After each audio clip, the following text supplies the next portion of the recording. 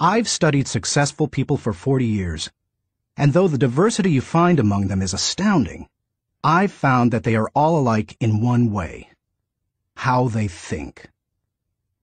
That is the one thing that separates successful people from unsuccessful ones. And here's the good news. How successful people think can be learned. If you change your thinking, you can change your life. Why you should change your thinking. It's hard to overstate the value of changing your thinking. Good thinking can do many things for you: generate revenue, solve problems, and create opportunities. It can take you to a whole new level, personally and professionally. It really can change your life. Consider some things you need to know about changing your thinking. 1. Changed thinking is not automatic.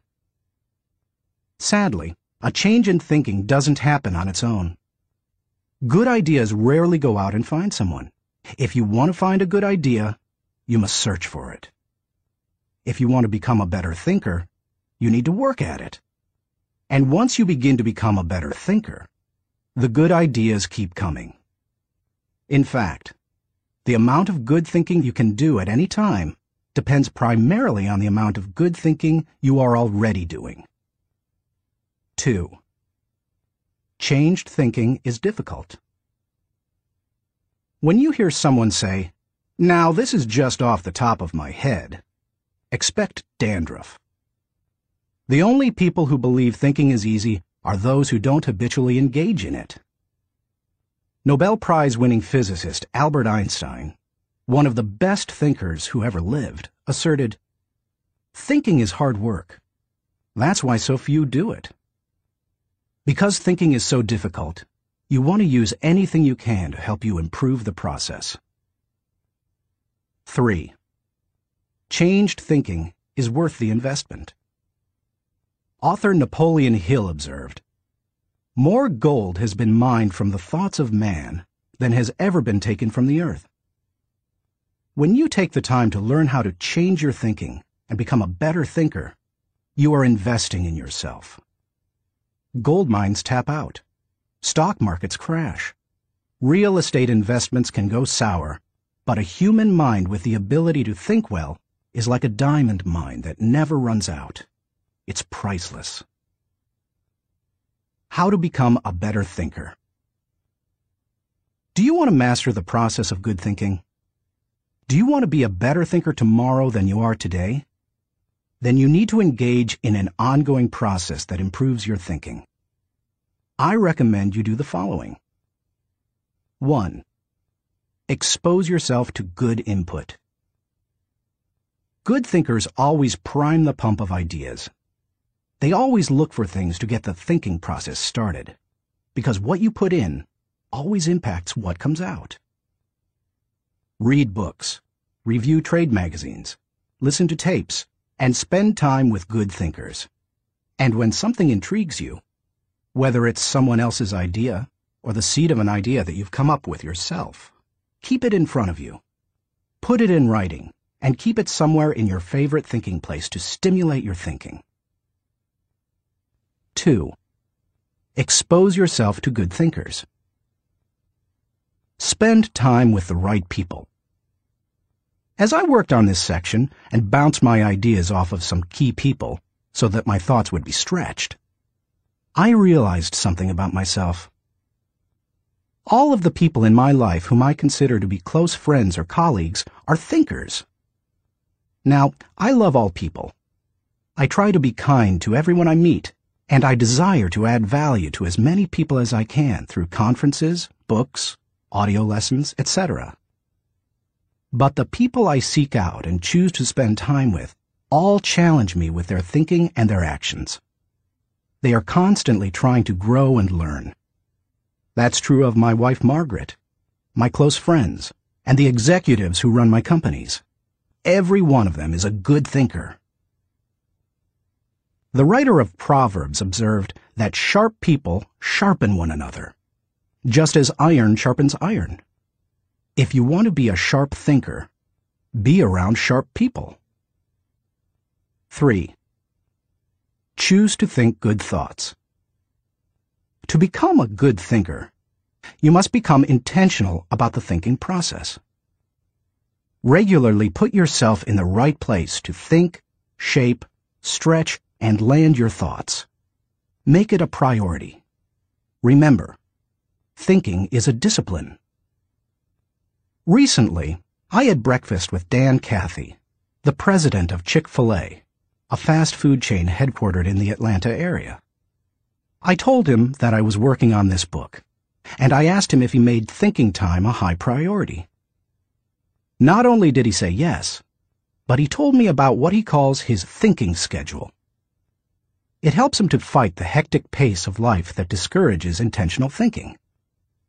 Dan says he sets aside time just to think for half a day every 2 weeks, for 1 whole day every month, and for 2 or 3 full days every year. Dan explains, "This helps me keep the main thing, since I am so easily distracted." You may want to do something similar, or you can develop a schedule and method of your own. No matter what you choose to do, go to your thinking place, take paper and pen, and make sure you capture your ideas in writing. 4. Act on your good thoughts. Ideas have a short shelf life. You must act on them before the expiration date. World War I flying ace Eddie Rickenbacker said it all when he remarked, "I can give you a 6-word formula for success. Think things through, then follow through." 5. Allow your emotions to create another good thought. To start the thinking process, you cannot rely on your feelings. In Failing Forward, I wrote that you can act your way into feeling long before you can feel your way into action. If you wait until you feel like doing something, you will likely never accomplish it. The same is true for thinking. You cannot wait until you feel like thinking to do it. However, I found that once you engage in the process of good thinking, you can use your emotions to feed the process and create mental momentum. Try it for yourself. After you go through the disciplined process of thinking and enjoy some success, allow yourself to savor the moment and try riding the mental energy of that success. If you're like me, it's likely to spur additional thoughts and productive ideas. 6. Repeat the process. One good thought does not make a good life. The people who have one good thought and try to ride it for an entire career often end up unhappy or destitute. They are the one-hit wonders, the one-book authors, the one-message speakers, the one-time inventors who spend their life struggling to protect or promote their single idea. Success comes to those who have an entire mountain of gold that they continually mine, not those who find one nugget and try to live on it for 50 years. To become someone who can mine a lot of gold, you need to keep repeating the process of good thinking. Putting yourself in the right place to think. Becoming a good thinker isn't overly complicated. It's a discipline. If you do the 6 things I have outlined, you will set yourself up for a lifestyle of better thinking. But what do you do to come up with specific ideas on a day-to-day basis? I want to teach you the process that I've used to discover and develop good thoughts. It's certainly not the only one that works, but it has worked well for me. 1. Find a place to think your thoughts. If you go to your designated place to think, expecting to generate good thoughts, then eventually you will come up with some. Where is the best place to think? Everybody's different. Some people think best in the shower. Others, like my friend Dick Biggs, like to go to a park. For me, the best places to think are in my car, on planes, and in the spa. Ideas come to me in other places as well, such as when I'm in bed. I keep a special lighted writing pad on my nightstand for such times. I believe I often get thoughts because I make it a habit to frequently go to my thinking places. If you want to consistently generate ideas, you need to do the same thing. Find a place where you can think and plan to capture your thoughts on paper so that you don't lose them. When I found a place to think my thoughts found a place in me. 2. Find a place to shape your thoughts. Rarely do ideas come fully formed and completely worked out. Most of the time, they need to be shaped until they have substance. As my friend Dan Ryland says, they have to stand the test of clarity and questioning. During the shaping time, you want to hold an idea up to strong scrutiny. Many times a thought that seemed outstanding late at night looks pretty silly in the light of day. Ask questions about your ideas. Fine-tune them. One of the best ways to do that is to put your thoughts in writing. Professor, college president, and U.S. Senator S.I. Hayakawa wrote, "Learning to write is learning to think. You don't know anything clearly unless you can state it in writing." As you shape your thoughts, you find out whether an idea has potential. You learn what you have. You also learn some things about yourself. The shaping time thrills me because it embodies humor. The thoughts that don't work often provide comic relief. Humility. The moments when I connect with God awe me. Excitement. I love to play out an idea mentally. I call it futuring it. Creativity. In these moments, I am unhampered by reality. Fulfillment. God made me for this process. It uses my greatest gifts and gives me joy. Honesty. As I turn over an idea in my mind, I discover my true motives. Passion. When you shape a thought, you find out what you believe and what really counts. Change. Most of the changes I have made in my life resulted from thorough thinking on a subject. You can shape your thoughts almost anywhere. Just find a place that works for you, where you will be able to write things down, focus your attention without interruptions, and ask questions about your ideas. 3. Find a place to stretch your thoughts. If you come upon great thoughts and spend time mentally shaping them, don't think you're done and can stop there. If you do, you will miss some of the most valuable aspects of the thinking process. You miss bringing others in and expanding ideas to their greatest potential. Earlier in my life, I have to admit, I was often guilty of this error. I wanted to take an idea from seed thought to solution before sharing it with anyone, even the people it would most impact. I did this both at work and at home. But over the years, I have learned that you can go much farther with a team than you can go alone. I've found a kind of formula that can help you stretch your thoughts. It says, the right thought plus the right people in the right environment at the right time for the right reason equals the right result. This combination is hard to beat. Like every person, every thought has the potential to become something great. When you find a place to stretch your thoughts, you find that potential. 4. Find a place to land your thoughts.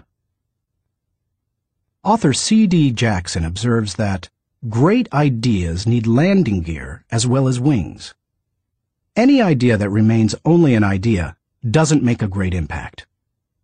The real power of an idea comes when it goes from abstraction to application. Think about Einstein's theory of relativity. When he published his theories in 1905 and 1916, they were merely profound ideas. Their real power came with the development of the nuclear reactor in 1942 and the nuclear bomb in 1945. When scientists developed and implemented Einstein's ideas, the whole world changed. Likewise, if you want your thoughts to make an impact, you need to land them with others so that they can someday be implemented. As you plan for the application phase of the thinking process, land your ideas first with yourself. Landing an idea with yourself will give you integrity. People will buy into an idea only after they buy into the leader who communicates it. Before teaching any lesson, I ask myself 3 questions. Do I believe it? Do I live it? Do I believe others should live it? If I can't answer yes to all 3 questions, then I haven't landed it. Key players. Let's face it, no idea will fly if the influencers don't embrace it. After all, they are the people who carry thoughts from idea to implementation. Those most affected. Landing thoughts with the people on the firing line will give you great insight. Those closest to changes that occur as a result of a new idea can give you a reality read. And that's important, because sometimes even when you've diligently completed the process of creating a thought, shaping it, and stretching it with other good thinkers, you can still miss the mark. 5. Find a place to fly your thoughts. French philosopher Henri-Louis Bergson, who won the Nobel Prize in Literature in 1927, asserted that a person should think like a man of action, act like a man of thought. What good is thinking if it has no application in real life? Thinking divorced from actions cannot be productive. Learning how to master the process of thinking well leads you to productive thinking. If you can develop the discipline of good thinking and turn it into a lifetime habit, then you will be successful and productive all of your life. Once you've created, shaped, stretched, and landed your thoughts, then flying them can be fun and easy. Portrait of a good thinker. You often hear someone say that a colleague or friend is a good thinker, but that phrase means something different to everyone. To one person, it may mean having a high IQ, while to another, it could mean knowing a bunch of trivia, or being able to figure out whodunit when reading a mystery novel. I believe that good thinking isn't just one thing. It consists of several specific thinking skills. Becoming a good thinker means developing those skills to the best of your ability. It doesn't matter whether you were born rich or poor. It doesn't matter if you have a 3rd-grade education or possess a PhD. It doesn't matter if you suffer from multiple disabilities or you're the picture of health. No matter what your circumstances, you can learn to be a good thinker. All you must do is be willing to engage in the process every day. In Built to Last, Jim Collins and Jerry Porras describe what it means to be a visionary company, the kind of company that epitomizes the pinnacle of American business. They describe those companies this way. A visionary company is like a great work of art. Think of Michelangelo's scenes from Genesis on the ceiling of the Sistine Chapel, or his statue of David. Think of a great and enduring novel like Huckleberry Finn, or Crime and Punishment. Think of Beethoven's Ninth Symphony, or Shakespeare's Henry V. Think of a beautifully designed building, like the masterpieces of Frank Lloyd Wright, or Ludwig Mies van der Rohe. You can't point to any one single item that makes the whole thing work. It's the entire work, all the pieces working together to create an overall effect that leads to enduring greatness. Good thinking is similar. You need all the thinking pieces to become the kind of person who can achieve great things. Those pieces include the following 11 skills.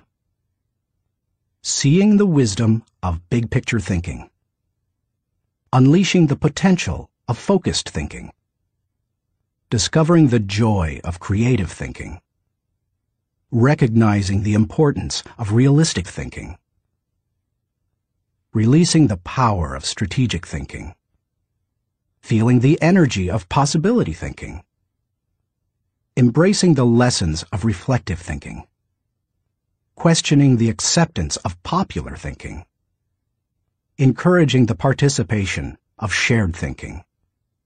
Experiencing the satisfaction of unselfish thinking. Enjoying the return of bottom-line thinking.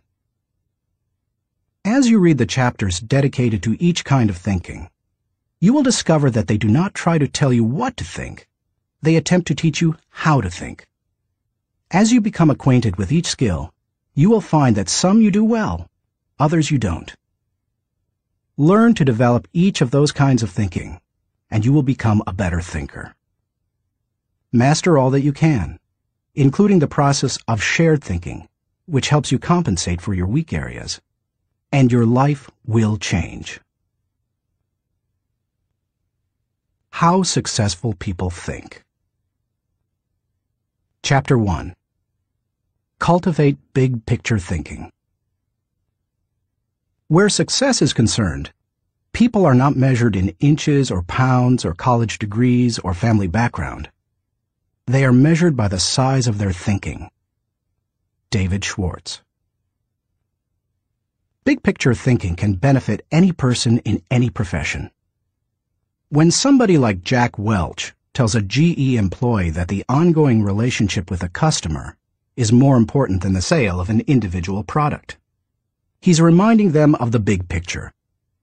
When two parents are fed up with potty training, poor grades, or fender benders, and one reminds the other that the current difficult time is only a temporary season, then they benefit from thinking big picture. Real estate developer Donald Trump quipped, "You have to think anyway, so why not think big?"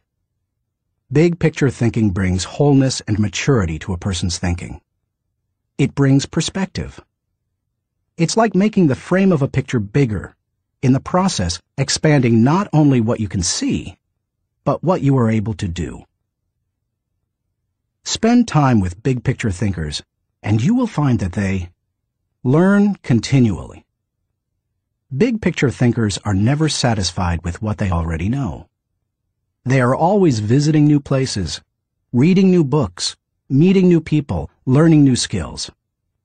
And because of that practice, they often are able to connect the unconnected. They are lifelong learners. To help me maintain a learner's attitude, I spend a few moments every morning thinking about my learning opportunities for the day. As I review my calendar and to-do list, knowing whom I will meet that day, what I will read, which meetings I will attend, I note where I am most likely to learn something. Then I mentally cue myself to look attentively for something that will improve me in that situation. If you desire to keep learning, I want to encourage you to examine your day and look for opportunities to learn. Listen intentionally. An excellent way to broaden your experience is to listen to someone who has expertise in an area where you don't. I search for such opportunities. One year I spoke to about 900 coaches and scouts at the Senior Bowl, where graduating football players participate in their last college game. I had the opportunity, along with my son-in-law Steve Miller, to have dinner with NFL head coaches Dave Wanstead and Butch Davis. It's not often that you get such an opportunity, so I asked them questions about teamwork and spent a lot of time listening to them. At the end of the evening, as Steve and I were walking to our car, he said to me, "John, I bet you asked those coaches 100 questions tonight." "If I'm going to learn and grow," I replied, "I must know what questions to ask and know how to apply the answers to my life." Listening has taught me a lot more than talking. When you meet with people, it's good to have an agenda so that you can learn. It's a great way to partner with people who can do things you can't. Big picture thinkers recognize that they don't know lots of things. They frequently ask penetrating questions to enlarge their understanding and thinking. If you want to become a better big picture thinker, then become a good listener. Look expansively. Writer Henry David Thoreau wrote, "Many an object is not seen, though it falls within the range of our visual ray, because it does not come within the range of our intellectual ray." Human beings habitually see their own world first. For example, when people arrive at a leadership conference put on by my company, Enjoy, they want to know where they're going to park, whether they will be able to get a good and comfortable seat, whether the speaker will be on, and if the breaks will be spaced right. When I arrive to speak at the same conference, I want to know that the lighting is good, the sound equipment is operating effectively, whether the speaker's platform will be close enough to the people, etc. Who you are determines what you see and how you think. Big picture thinkers realize there is a world out there besides their own, and they make an effort to get outside of themselves and see other people's worlds through their eyes. It's hard to see the picture while inside the frame. To see how others see, you must first find out how they think. Becoming a good listener certainly helps with that. So does getting over your personal agenda and trying to take the other person's perspective. Live completely. French essayist Michel de Montaigne wrote, "The value of life lies not in the length of days, but in the use we make of them. A man may live long, yet live very little. The truth is that you can spend your life any way you want, but you can spend it only once." Becoming a big picture thinker can help you to live with wholeness, to live a very fulfilling life. People who see the big picture expand their experience because they expand their world. As a result, they accomplish more than narrow-minded people, and they experience fewer unwanted surprises, too, because they are more likely to see the many components involved in any given situation: issues, people, relationships, timing, and values. They are also, therefore, usually more tolerant of other people and their thinking. Why you should receive the wisdom of big-picture thinking. Intuitively, you probably recognize big-picture thinking as beneficial. Few people want to be closed-minded. No one sets out to be that way.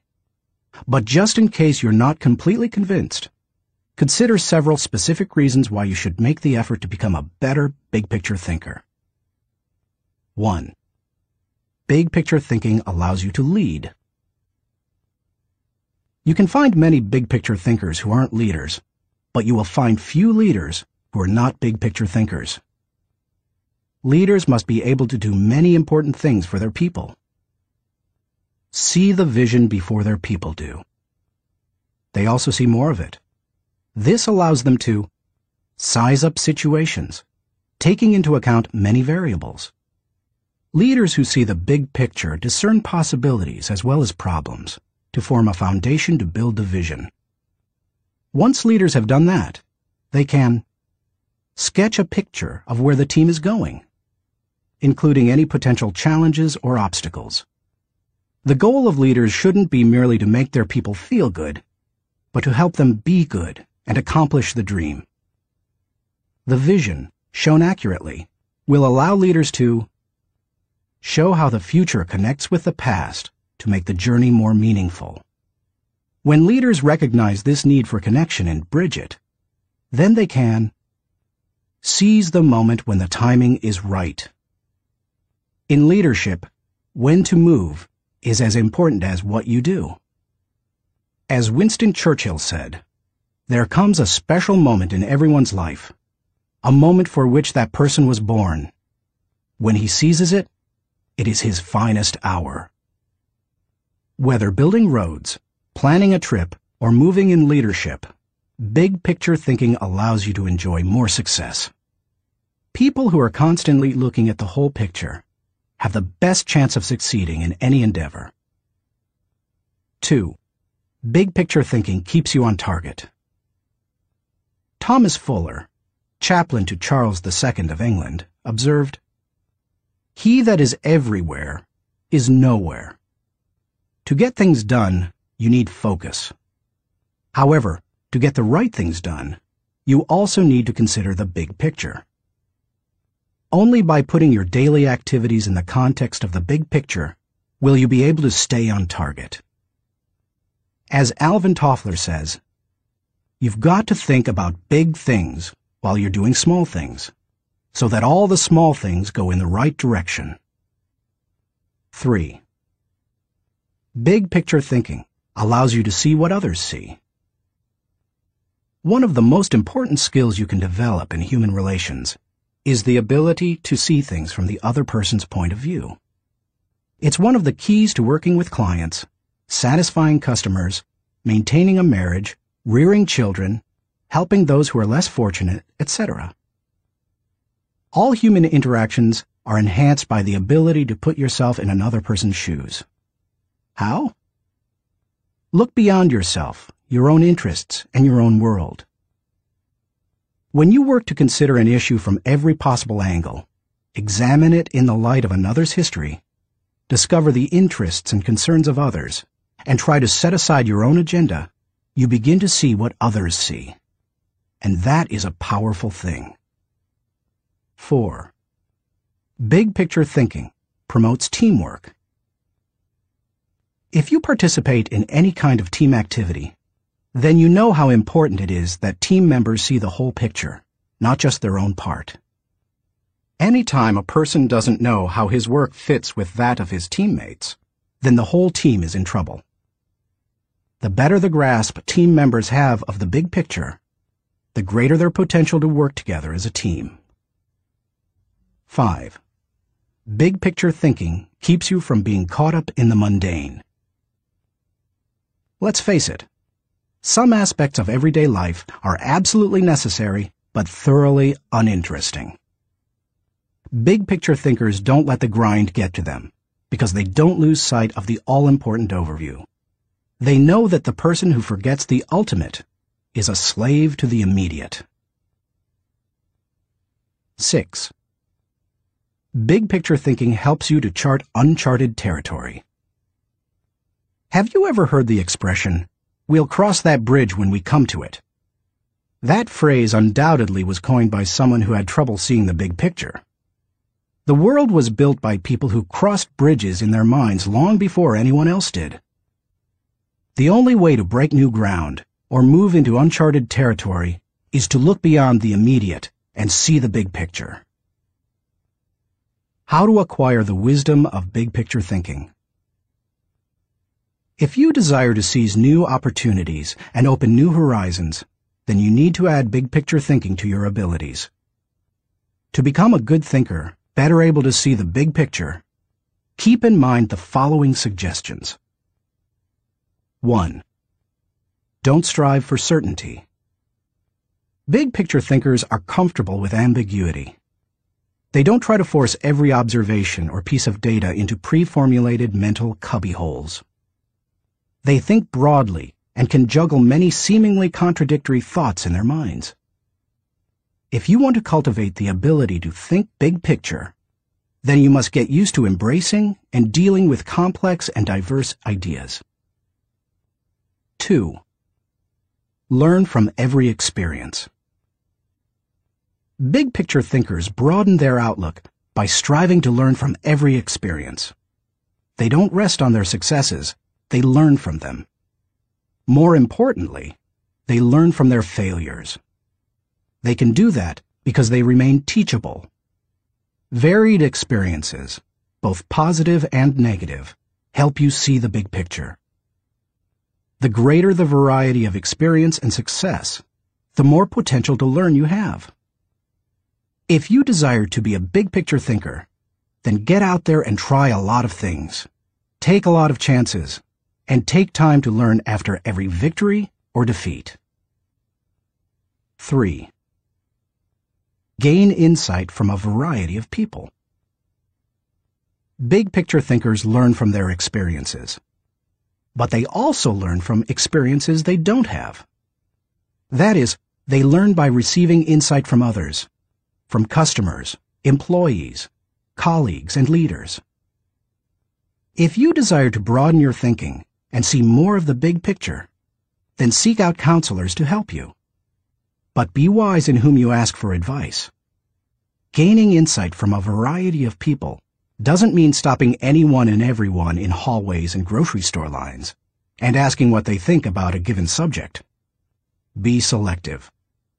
Talk to people who know and care about you, who know their field, and who bring experience deeper and broader than your own. 4. Give yourself permission to expand your world. If you want to be a big picture thinker, you will have to go against the flow of the world. Society wants to keep people in boxes. Most people are married mentally to the status quo. They want what was, not what can be.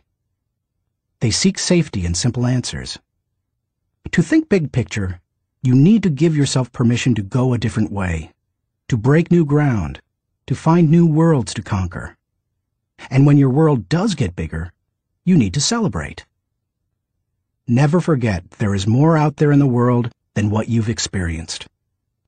Keep learning, keep growing, and keep looking at the big picture. If you desire to be a good thinker, that's what you need to do. Thinking question. Am I thinking beyond myself and my world so that I process ideas with a holistic perspective? Chapter 2. Engage in focused thinking. He did each thing as if he did nothing else. Spoken of novelist Charles Dickens. Philosopher Bertrand Russell once asserted, "To be able to concentrate for a considerable time is essential to difficult achievement." Sociologist Robert Lind observed that, "Knowledge is power only if a man knows what facts are not to bother about." Focused thinking removes distractions and mental clutter so that you can concentrate on an issue and think with clarity. Focused thinking can do several things for you. 1. Focused thinking harnesses energy toward a desired goal. Focus can bring energy and power to almost anything, whether physical or mental. If you're learning how to pitch a baseball and you want to develop a good curveball, then focused thinking while practicing will improve your technique. If you need to refine the manufacturing process of your product, focused thinking will help you develop the best method. If you want to solve a difficult mathematics problem, focused thinking helps you break through to the solution. The greater the difficulty of a problem or issue, the more focused thinking time is necessary to solve it. 2. Focused thinking gives ideas time to develop. I love to discover and develop ideas. I often bring my creative team together for brainstorming and creative thinking. When we first get together, we try to be exhaustive in our thinking in order to generate as many ideas as possible. The birthing of a potential breakthrough often results from sharing many good ideas. But to take ideas to the next level, you must shift from being expansive in your thinking to being selective. I have discovered that a good idea can become a great idea when it is given focus time. It's true that focusing on a single idea for a long time can be very frustrating. I've often spent days focusing on a thought and trying to develop it, only to find that I could not improve the idea. But sometimes, my perseverance in focused thinking pays off. That brings me great joy. And when focused thinking is at its best, not only does the idea grow, but so do I. 3. Focused thinking brings clarity to the target. I consider golf one of my favorite hobbies. It's a wonderfully challenging game. I like it because the objectives are so clear. Professor William Mobley of the University of South Carolina made the following observation about golf. One of the most important things about golf is the presence of clear goals. You see the pins, you know the par. It's neither too easy nor unattainable. You know your average score, and there are competitive goals. Competitive with par, with yourself, and others. These goals give you something to shoot at. In work, as in golf, goals motivate. One time on the golf course, I followed a golfer who neglected to put the pin back in the hole after he putted. Because I could not see my target, I couldn't focus properly. My focus quickly turned to frustration and to poor play. To be a good golfer, a person needs to focus on a clear target. The same is true in thinking. Focus helps you to know the goal and to achieve it. 4. Focused thinking will take you to the next level. No one achieves greatness by becoming a generalist. You don't hone a skill by diluting your attention to its development. The only way to get to the next level is to focus. No matter whether your goal is to increase your level of play, sharpen your business plan, improve your bottom line, develop your subordinates, or solve personal problems, you need to focus. Author Harry A. Overstreet observed, "The immature mind hops from one thing to another. The mature mind seeks to follow through." Where should you focus your thinking? Does every area of your life deserve dedicated, focused thinking time? Of course, the answer is no. Be selective, not exhaustive, in your focused thinking. For me, that means dedicating in-depth thinking time to 4 areas: leadership, creativity, communication, and intentional networking. Your choices will probably differ from mine. Here are a few suggestions to help you figure them out. Identify your priorities. First, take into account your priorities for yourself, your family, and your team. Author, consultant, and award-winning thinker Edward de Bono quipped, "A conclusion is the place where you get tired of thinking." Unfortunately, many people land on priorities based on where they run out of steam. You certainly don't want to do that. Nor do you want to let others set your agenda.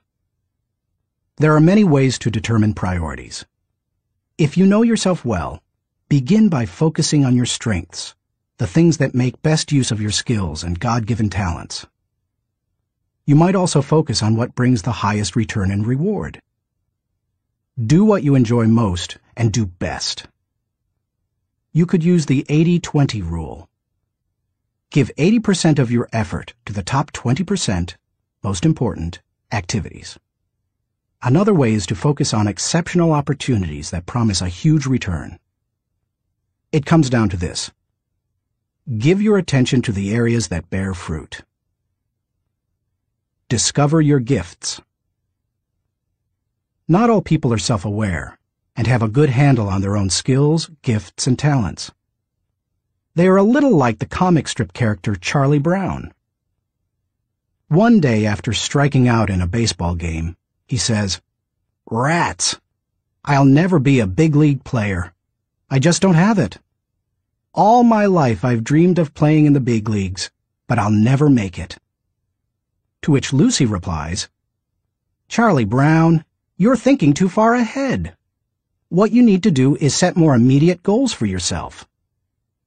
For a moment, Charlie Brown sees a ray of hope. "Immediate goals?" he says. "Yes," answers Lucy. "Start with the next inning.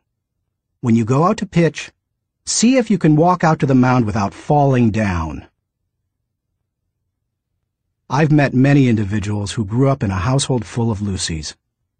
They received little encouragement or affirmation, and as a result, seem at a loss for direction. If you have that kind of background, you need to work extra hard to figure out what your gifts are. Take a personality profile such as DISC or Myers-Briggs. Interview positive friends and family members to see where they think you shine. Spend some time reflecting on past successes. If you're going to focus your thinking in your areas of strength, you need to know what they are. Develop your dream. If you want to achieve great things, you need to have a great dream. If you're not sure of your dream, use your focused thinking time to help you discover it. If your thinking has returned to a particular area time after time, you may be able to discover your dream there. Give it more focused time and see what happens. Once you find your dream, move forward without second-guessing. Take the advice of Satchel Paige. Don't look back. Something might be gaining on you. The younger you are, the more likely you will give your attention to many things. That's good. Because if you're young, you're still getting to know yourself, your strengths and weaknesses. If you focus your thinking on only one thing and your aspirations change, then you've wasted your best mental energy. As you get older and more experienced, the need to focus becomes more critical. The farther and higher you go, the more focused you can be, and need to be. How can you stay focused? Once you have a handle on what you should think about, you must decide how to better focus on it. Here are 5 suggestions to help you with the process. 1. Remove distractions. Removing distractions is no small matter in our current culture, but it's critical. How do you do it? First, by maintaining the discipline of practicing your priorities. Don't do easy things first, or hard things first, or urgent things first. Do first things first, the activities that give you the highest return. In that way, you keep the distractions to a minimum. Second, insulate yourself from distractions. I've found that I need blocks of time to think without interruptions.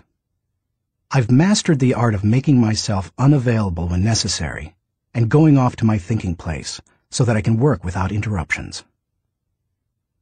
Because of my responsibilities as founder of 3 companies, however, I am always aware of the tension between my need to remain accessible to others as a leader and my need to withdraw from them to think.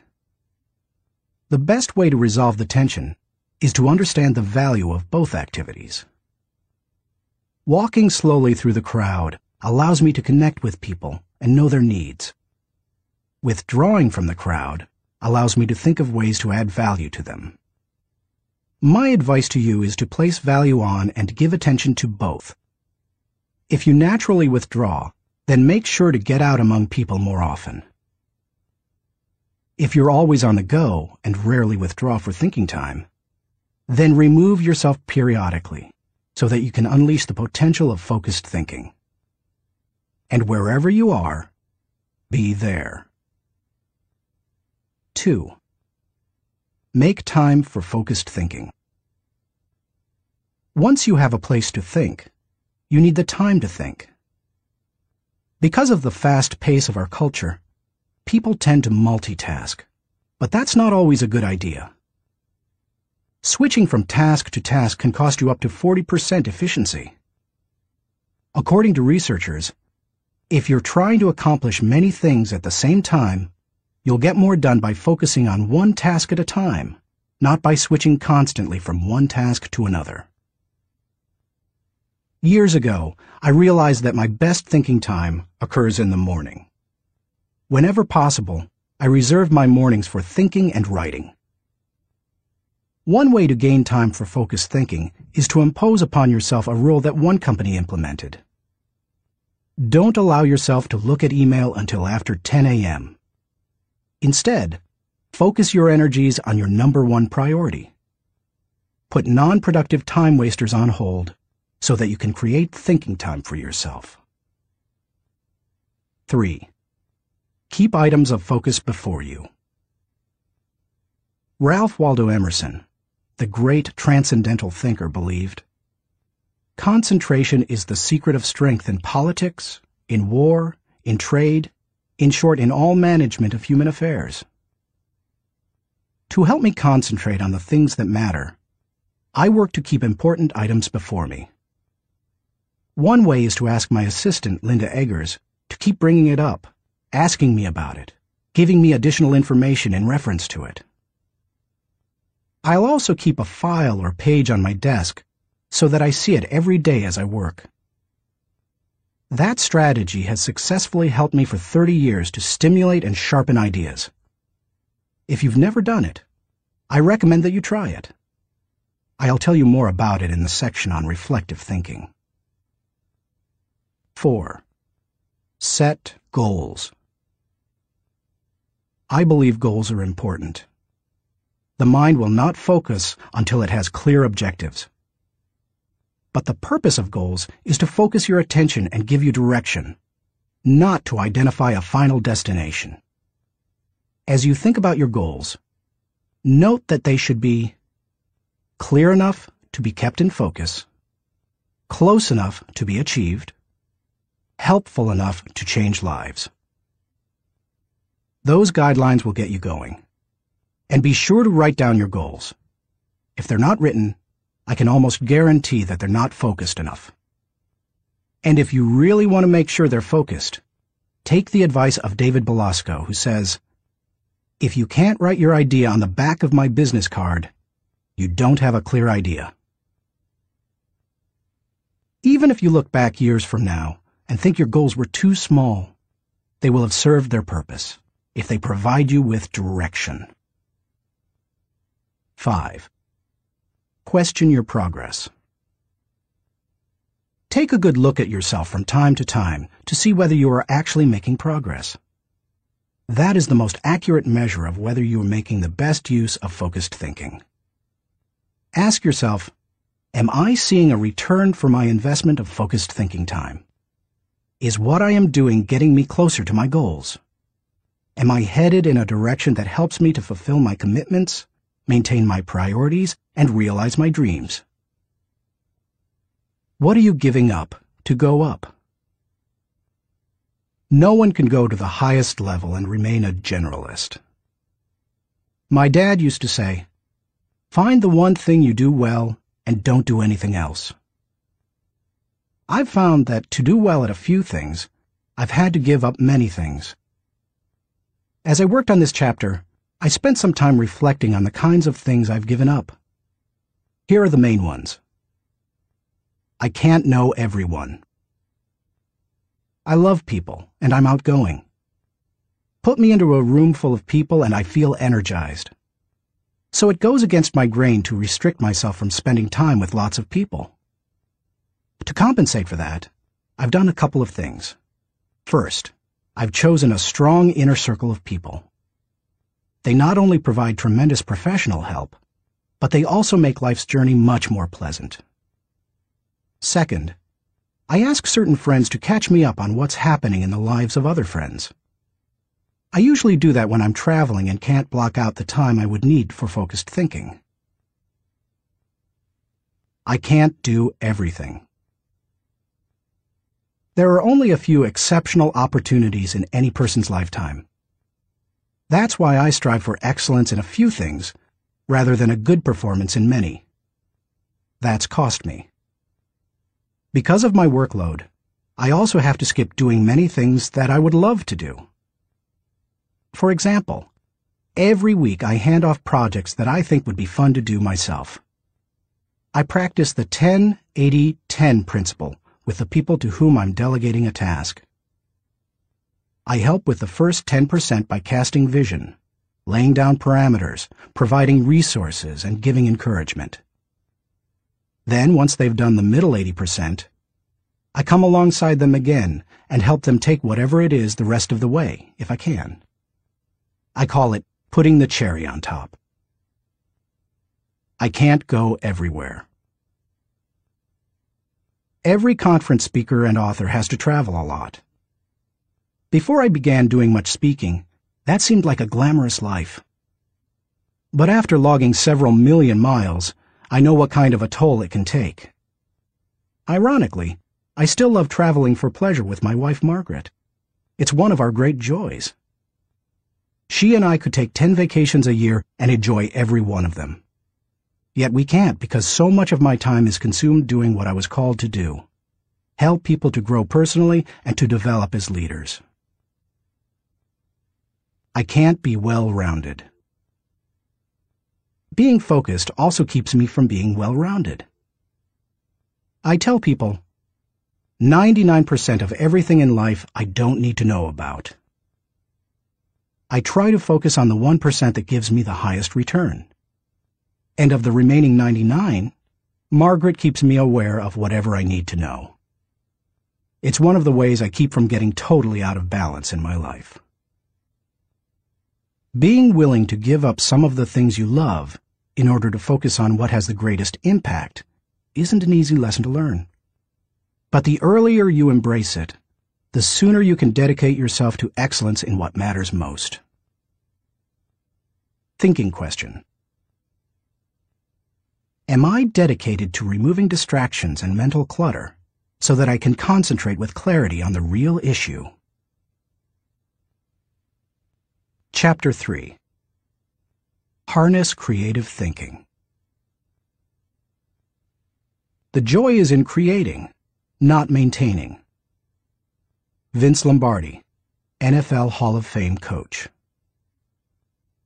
Creativity is pure gold, no matter what you do for a living. Annette Moser-Wellman, author of The 5 Faces of Genius, asserts, "The most valuable resource you bring to your work and to your firm is your creativity. More than what you get done, more than the role you play, more than your title, more than your output, it's your ideas that matter." Despite the importance of a person's ability to think with creativity, few people seem to possess the skill in abundance. If you're not as creative as you would like to be, you can change your way of thinking. Creative thinking isn't necessarily original thinking. In fact, I think people mythologize original thought. Most often, creative thinking is a composite of other thoughts discovered along the way. Even the great artists, whom we consider highly original, learned from their masters, modeled their work on that of others, and brought together a host of ideas and styles to create their own work. Study art, and you will see threads that run through the work of all artists and artistic movements, connecting them to other artists who went before them. Characteristics of creative thinkers. Perhaps you're not even sure what I mean when I ask whether you are a creative thinker. Consider some characteristics that creative thinkers have in common. Creative thinkers value ideas. Annette Moser-Wellman observes, "Highly creative people are dedicated to ideas. They don't rely on their talent alone. They rely on their discipline. Their imagination is like a second skin. They know how to manipulate it to its fullest." Creativity is about having ideas, lots of them. You will have ideas only if you value ideas. Creative thinkers explore options. I've yet to meet a creative thinker who didn't love options. Exploring a multitude of possibilities helps to stimulate the imagination, and imagination is crucial to creativity. As Albert Einstein put it, imagination is more important than knowledge. People who know me well will tell you that I place a very high value on options. Why? Because they provide the key to finding the best answer, not the only answer. Good thinkers come up with the best answers. They create backup plans that provide them with alternatives. They enjoy freedom that others do not possess, and they will influence and lead others. Creative thinkers embrace ambiguity. Writer H.L. Mencken said, "It is the dull man who is always sure, and the sure man who is always dull." Creative people don't feel the need to stamp out uncertainty. They see all kinds of inconsistencies and gaps in life, and they often take delight in exploring those gaps, or in using their imagination to fill them in. Creative thinkers celebrate the offbeat. Creativity, by its very nature, often explores off the beaten path and goes against the grain. Diplomat and longtime president of Yale University, Kingman Brewster, said, "There is a correlation between the creative and the screwball, so we must suffer the screwball gladly." To foster creativity in yourself or others, be willing to tolerate a little oddness. Creative thinkers connect the unconnected. Because creativity utilizes the ideas of others, there's great value in being able to connect one idea to another, especially to seemingly unrelated ideas. Graphic designer Tim Hansen says, "Creativity is especially expressed in the ability to make connections, to make associations, to turn things around and express them in a new way. Creating additional thoughts is like taking a trip in your car. You may know where you are going, but only as you move toward your destination can you see and experience things in a way not possible before you started. Creative thinking works something like this. Think, then collect, then create, then correct, then connect. Once you begin to think, you are free to collect. You ask yourself, what material relates to this thought? Once you have the material, you ask, what ideas can make the thought better? That can start to take an idea to the next level. After that, you can correct or refine it by asking, what changes can make these ideas better? Finally, you connect the ideas by positioning them in the right context to make the thought complete and powerful. Creative thinkers don't fear failure. Creativity demands the ability to be unafraid of failure, because creativity equals failure. You may be surprised to hear such a statement, but it's true. Charles Frankel asserts that anxiety is the essential condition of intellectual and artistic creation. Creativity requires a willingness to look stupid. It means getting out on a limb, knowing that the limb often breaks. Creative people know these things and still keep searching for new ideas. They just don't let the ideas that don't work prevent them from coming up with more ideas that do work. Why you should discover the joy of creative thinking. Creativity can improve a person's quality of life. Here are 5 specific things creative thinking has the potential to do for you. 1.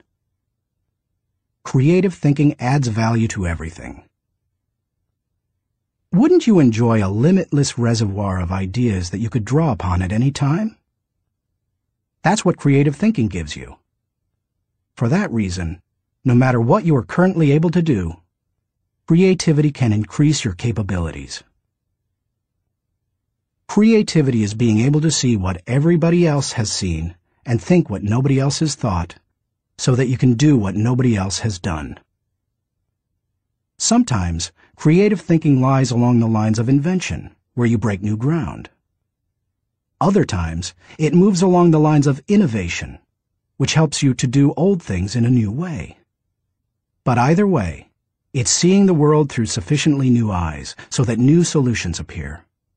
That always adds value. 2. Creative thinking compounds. Over the years, I've found that creative thinking is hard work, but creative thinking compounds, given enough time and focus. Perhaps more than any other kind of thinking, creative thinking builds on itself and increases the creativity of the thinker. Poet Maya Angelou observed, "You can't use up creativity. The more you use, the more you have." Sadly, too often creativity is smothered rather than nurtured. There has to be a climate in which new ways of thinking, perceiving, questioning are encouraged. If you cultivate creative thinking in an environment that nurtures creativity, there's no telling what kind of ideas you can come up with. I'll talk more on that later. 3. Creative thinking draws people to you and your ideas. Creativity is intelligence having fun. People admire intelligence, and they are always attracted to fun, so the combination is fantastic. If anyone could be said to have fun with his intelligence, it was Leonardo da Vinci. The diversity of his ideas and expertise staggers the mind. He was a painter, architect, sculptor, anatomist, musician, inventor, and engineer. The term Renaissance man was coined because of him. Just as people were drawn to Da Vinci and his ideas during the Renaissance, they are drawn to creative people today. If you cultivate creativity, you will become more attractive to other people, and they will be drawn to you. 4. Creative thinking helps you learn more. Author and creativity expert Ernie Zielinski says, "Creativity is the joy of not knowing it all. The joy of not knowing it all refers to the realization that we seldom, if ever, have all the answers. We always have the ability to generate more solutions to just about any problem. Being creative is being able to see or imagine a great deal of opportunity to life's problems. Creativity is having options." It almost seems too obvious to say, but if you are always actively seeking new ideas, you will learn. Creativity is teachability. It's seeing more solutions than problems. And the greater the quantity of thoughts, the greater the chance for learning something new. 5. Creative thinking challenges the status quo. If you desire to improve your world, or even your own situation, then creativity will help you. The status quo and creativity are incompatible. Creativity and innovation always walk hand in hand. How to discover the joy of creative thinking. At this point, you may be saying, "Okay, I'm convinced that creative thinking is important. But how do I find the creativity within me? How do I discover the joy of creative thought?" Here are 5 ways to do it. 1. Remove creativity killers. Economics professor and humor author Stephen Leacock said, "Personally, I would sooner have written Alice in Wonderland than the whole Encyclopedia Britannica." He valued the warmth of creativity over cold facts. If you do too, then you need to eliminate attitudes that devalue creative thinking. Take a look at the following phrases. They are almost guaranteed to kill creative thinking anytime you hear or think them. "I'm not a creative person." "Follow the rules." "Don't ask questions." "Don't be different." "Stay within the lines." "There is only one way." "Don't be foolish." "Be practical." "Be serious." "Think of your image." "That's not logical." "It's not practical." "It's never been done." "It can't be done." "It didn't work for them." "We tried that before." "It's too much work." "We can't afford to make a mistake." "It will be too hard to administer." "We don't have the time." "We don't have the money." "Yes, but..." Play is frivolous. Failure is final. If you think you have a great idea, don't let anyone talk you out of it, even if it sounds foolish. Don't let yourself or anyone else subject you to creativity killers. After all, you can't do something new and exciting if you force yourself to stay in the same old rut. Don't just work harder at the same old thing. Make a change. 2. Think creatively by asking the right questions. Creativity is largely a matter of asking the right questions. Management trainer Sir Anthony Jay said, "The uncreative mind can spot wrong answers, but it takes a creative mind to spot wrong questions." Wrong questions shut down the process of creative thinking. They direct thinkers down the same old path, or they chide them into believing that thinking isn't necessary at all. To stimulate creative thinking, ask yourself questions such as, why must it be done this way? What is the root problem? What are the underlying issues? What does this remind me of? What is the opposite? What metaphor or symbol helps to explain it? Why is it important? What's the hardest or most expensive way to do it? Who has a different perspective on this? What happens if we don't do it at all? You get the idea. And you can probably come up with better questions yourself. Physicist Tom Hirschfeld observed, "If you don't ask why this often enough, somebody will ask, why you? If you want to think creatively, you must ask good questions. You must challenge the process. 3. Develop a creative environment. Charlie Brower said, "A new idea is delicate. It can be killed by a sneer or a yawn. It can be stabbed to death by a quip and worried to death by a frown on the right man's brow. Negative environments kill thousands of great ideas every minute." A creative environment, on the other hand, becomes like a greenhouse where ideas get seeded, sprout up, and flourish. A creative environment encourages creativity. David Hills says, "Studies of creativity suggest that the biggest single variable of whether or not employees will be creative is whether they perceive they have permission. When innovation and good thinking are openly encouraged and rewarded, then people see that they have permission to be creative." A creative environment places a high value on trust among team members and individuality. Creativity always risks failure. That's why trust is so important to creative people. In the creative process, trust comes from people working together, from knowing that people on the team have experience launching successful, creative ideas, and from the assurance that creative ideas won't go to waste because they will be implemented. A creative environment embraces those who are creative. Creative people celebrate the offbeat. How should creative people be treated? I take the advice of Tom Peters. Weed out the dullards, nurture the nuts. I do that by spending time with them, which I enjoy anyway. I especially like to pull people into brainstorming sessions. People look forward to an invitation to such meetings because the time will be filled with energy, ideas, and laughter. And the odds are high that a new project, seminar, or business strategy will result. When that happens, they also know a party's coming.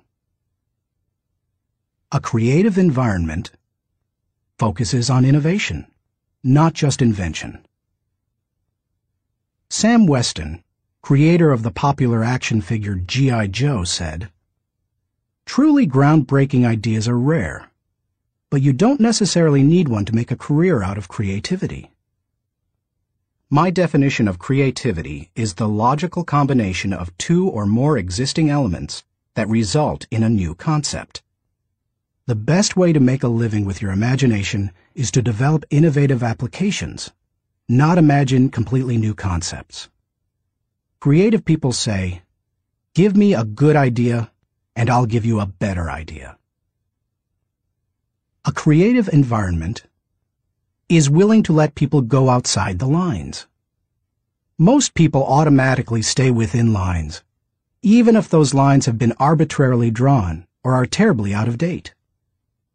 Remember, most limitations we face are not imposed on us by others. We place them on ourselves. Lack of creativity often falls into that category. If you want to be more creative, challenge boundaries. Inventor Charles Kettering said, "All human development, no matter what form it takes, must be outside the rules. Otherwise, we would never have anything new." A creative environment takes that into account. A creative environment appreciates the power of a dream. A creative environment promotes the freedom of a dream. A creative environment encourages the use of a blank sheet of paper and the question, if we could draw a picture of what we want to accomplish, what would that look like? A creative environment allowed Martin Luther King Jr. to speak with passion and declare to millions, "I have a dream," not "I have a goal." Goals may give focus, but dreams give power. Dreams expand the world. That is why James Allen suggested that dreamers are the saviors of the world. The more creativity-friendly you can make your environment, the more potential it has to become creative. 4. Spend time with other creative people. What if the place you work has an environment hostile to creativity, and you possess little ability to change it? One possibility is to change jobs. But what if you desire to keep working there despite the negative environment? Your best option is to find a way to spend time with other creative people. Creativity is contagious. Have you ever noticed what happens during a good brainstorming session? One person throws out an idea. Another person uses it as a springboard to discover another idea. Someone else takes it in yet another, even better direction. Then somebody grabs hold of it and takes it to a whole new level. The interplay of ideas can be electric. I have a strong group of creative individuals in my life. I make sure to spend regular time with them. When I leave them, I always feel energized. I'm full of ideas, and I see things differently. They truly are indispensable to my life. It's a fact that you begin to think like the people you spend a lot of time with. The more time you can spend with creative people, engaging in creative activities, the more creative you will become. 5. Get out of your box. Actress Katharine Hepburn remarked, "If you obey all the rules, you will miss all the fun." While I don't think it's necessary to break all the rules, many are in place to protect us, I do think it's unwise to allow self-imposed limitations to hinder us. Creative thinkers know that they must repeatedly break out of the box of their own history and personal limitations in order to experience creative breakthroughs. The most effective way to help yourself get out of the box is to expose yourself to new paradigms. One way you can do that is by traveling to new places. Explore other cultures, countries, and traditions. Find out how people very different from you live and think. Another is to read on new subjects. I'm naturally curious and love to learn, but I still have a tendency to read books only on my favorite subjects, such as leadership. I sometimes have to force myself to read books that broaden my thinking, because I know it's worth it. If you want to break out of your own box, get into somebody else's. Read broadly. Many people mistakenly believe that if individuals aren't born with creativity, they will never be creative. But you can see from the many strategies and examples I've given that creativity can be cultivated in the right supportive environment. Thinking question. Am I working to break out of my box of limitations so that I explore ideas and options to experience creative breakthroughs? Chapter 4. Employ realistic thinking. The first responsibility of a leader is to define reality.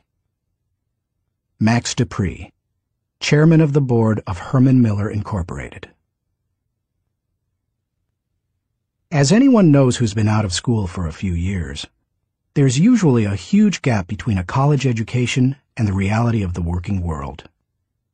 Honestly, early in my career, I went out of my way to avoid too much realistic thinking because I thought it would interfere with my creative thinking. But as I've grown, I've come to realize that realistic thinking adds to my life. Reality check. Reality is the difference between what we wish and what is. It took some time for me to evolve into a realistic thinker. The process went in phases. First, I did not engage in realistic thinking at all. After a while, I realized that it was necessary, so I began to engage in it occasionally. But I didn't like it, because I thought it was too negative. And any time I could delegate it, I did. Eventually, I found that I had to engage in realistic thinking if I was going to solve problems and learn from my mistakes. And in time, I became willing to think realistically before I got in trouble and make it a continual part of my life. Today, I encourage my key leaders to think realistically. We make realistic thinking the foundation of our business because we derive certainty and security from it. Why you should recognize the importance of realistic thinking. If you're a naturally optimistic person, as I am, you may not possess great desire to become a more realistic thinker. But cultivating the ability to be realistic in your thinking will not undermine your faith in people, nor will it lessen your ability to see and seize opportunities. Instead, it will add value to you in other ways. 1. Realistic thinking minimizes downside risk. Actions always have consequences. Realistic thinking helps you to determine what those consequences could be. And that's crucial, because only by recognizing and considering consequences can you plan for them. If you plan for the worst-case scenario, you can minimize the downside risk. 2. Realistic thinking gives you a target and a game plan. I've known business people who were not realistic thinkers. Here's the good news. They were very positive and had a high degree of hope for their business. Here's the bad news. Hope is not a strategy. Realistic thinking leads to excellence in leadership and management because it requires people to face reality. They begin to define their target and develop a game plan to hit it. When people engage in realistic thinking, they also begin to simplify practices and procedures, which results in better efficiency. Truthfully, in business, only a few decisions are important. Realistic thinkers understand the difference between the important decisions and those that are merely necessary in the normal course of business. The decisions that matter relate directly to your purpose. James Allen was right when he wrote, "Until thought is linked with purpose, there is no intelligent accomplishment." 3. Realistic thinking is a catalyst for change. People who rely on hope for their success rarely make change a high priority. If you have only hope, you imply that achievement and success are out of your hands. It's a matter of luck or chance. Why bother changing? Realistic thinking can dispel that kind of wrong attitude. There's nothing like staring reality in the face to make a person recognize the need for change. Change alone doesn't bring growth, but you cannot have growth without change. 4. Realistic thinking provides security. Anytime you have thought through the worst that can happen, and you have developed contingency plans to meet it, you become more confident and secure. It's reassuring to know that you are unlikely to be surprised. Disappointment is the difference between expectations and reality. Realistic thinking minimizes the difference between the two. 5. Realistic thinking gives you credibility. Realistic thinking helps people to buy into the leader and his or her vision. Leaders continually surprised by the unexpected soon lose credibility with their followers. On the other hand, leaders who think realistically and plan accordingly position their organizations to win. That gives their people confidence in them. The best leaders ask realistic questions before casting vision. They ask themselves things like, is it possible? Does this dream include everyone or just a few? Have I identified and articulated the areas that will make this dream difficult to achieve? 6. Realistic thinking provides a foundation to build on. Thomas Edison observed, "The value of a good idea is in using it." The bottom line on realistic thinking is that it helps you to make an idea usable by taking away the wish factor. Most ideas and efforts don't accomplish their intended results because they rely too much on what we wish rather than what is. You can't build a house in midair. It needs a solid foundation. Ideas and plans are the same. They need something concrete on which to build. Realistic thinking provides that solid foundation. 7. Realistic thinking is a friend to those in trouble. If creativity is what you would do if you were unafraid of the possibility of failure, then reality is dealing with failure if it does happen. Realistic thinking gives you something concrete to fall back on during times of trouble, which can be very reassuring. Certainty in the midst of uncertainty brings stability. 8. Realistic thinking brings the dream to fruition. British novelist John Galsworthy wrote, "Idealism increases in direct proportion to one's distance from the problem. If you don't get close enough to a problem, you can't tackle it. If you don't take a realistic look at your dream and what it will take to accomplish it, you will never achieve it." Realistic thinking helps to pave the way for bringing any dream to fruition. How to recognize the importance of realistic thinking. Because I'm naturally optimistic rather than realistic, I've had to take concrete steps to improve my thinking in this area. Here are 5 things I do to improve my realistic thinking. 1. Develop an appreciation for truth. I could not develop as a realistic thinker until I gained an appreciation for realistic thinking. And that means learning to look at and enjoy truth.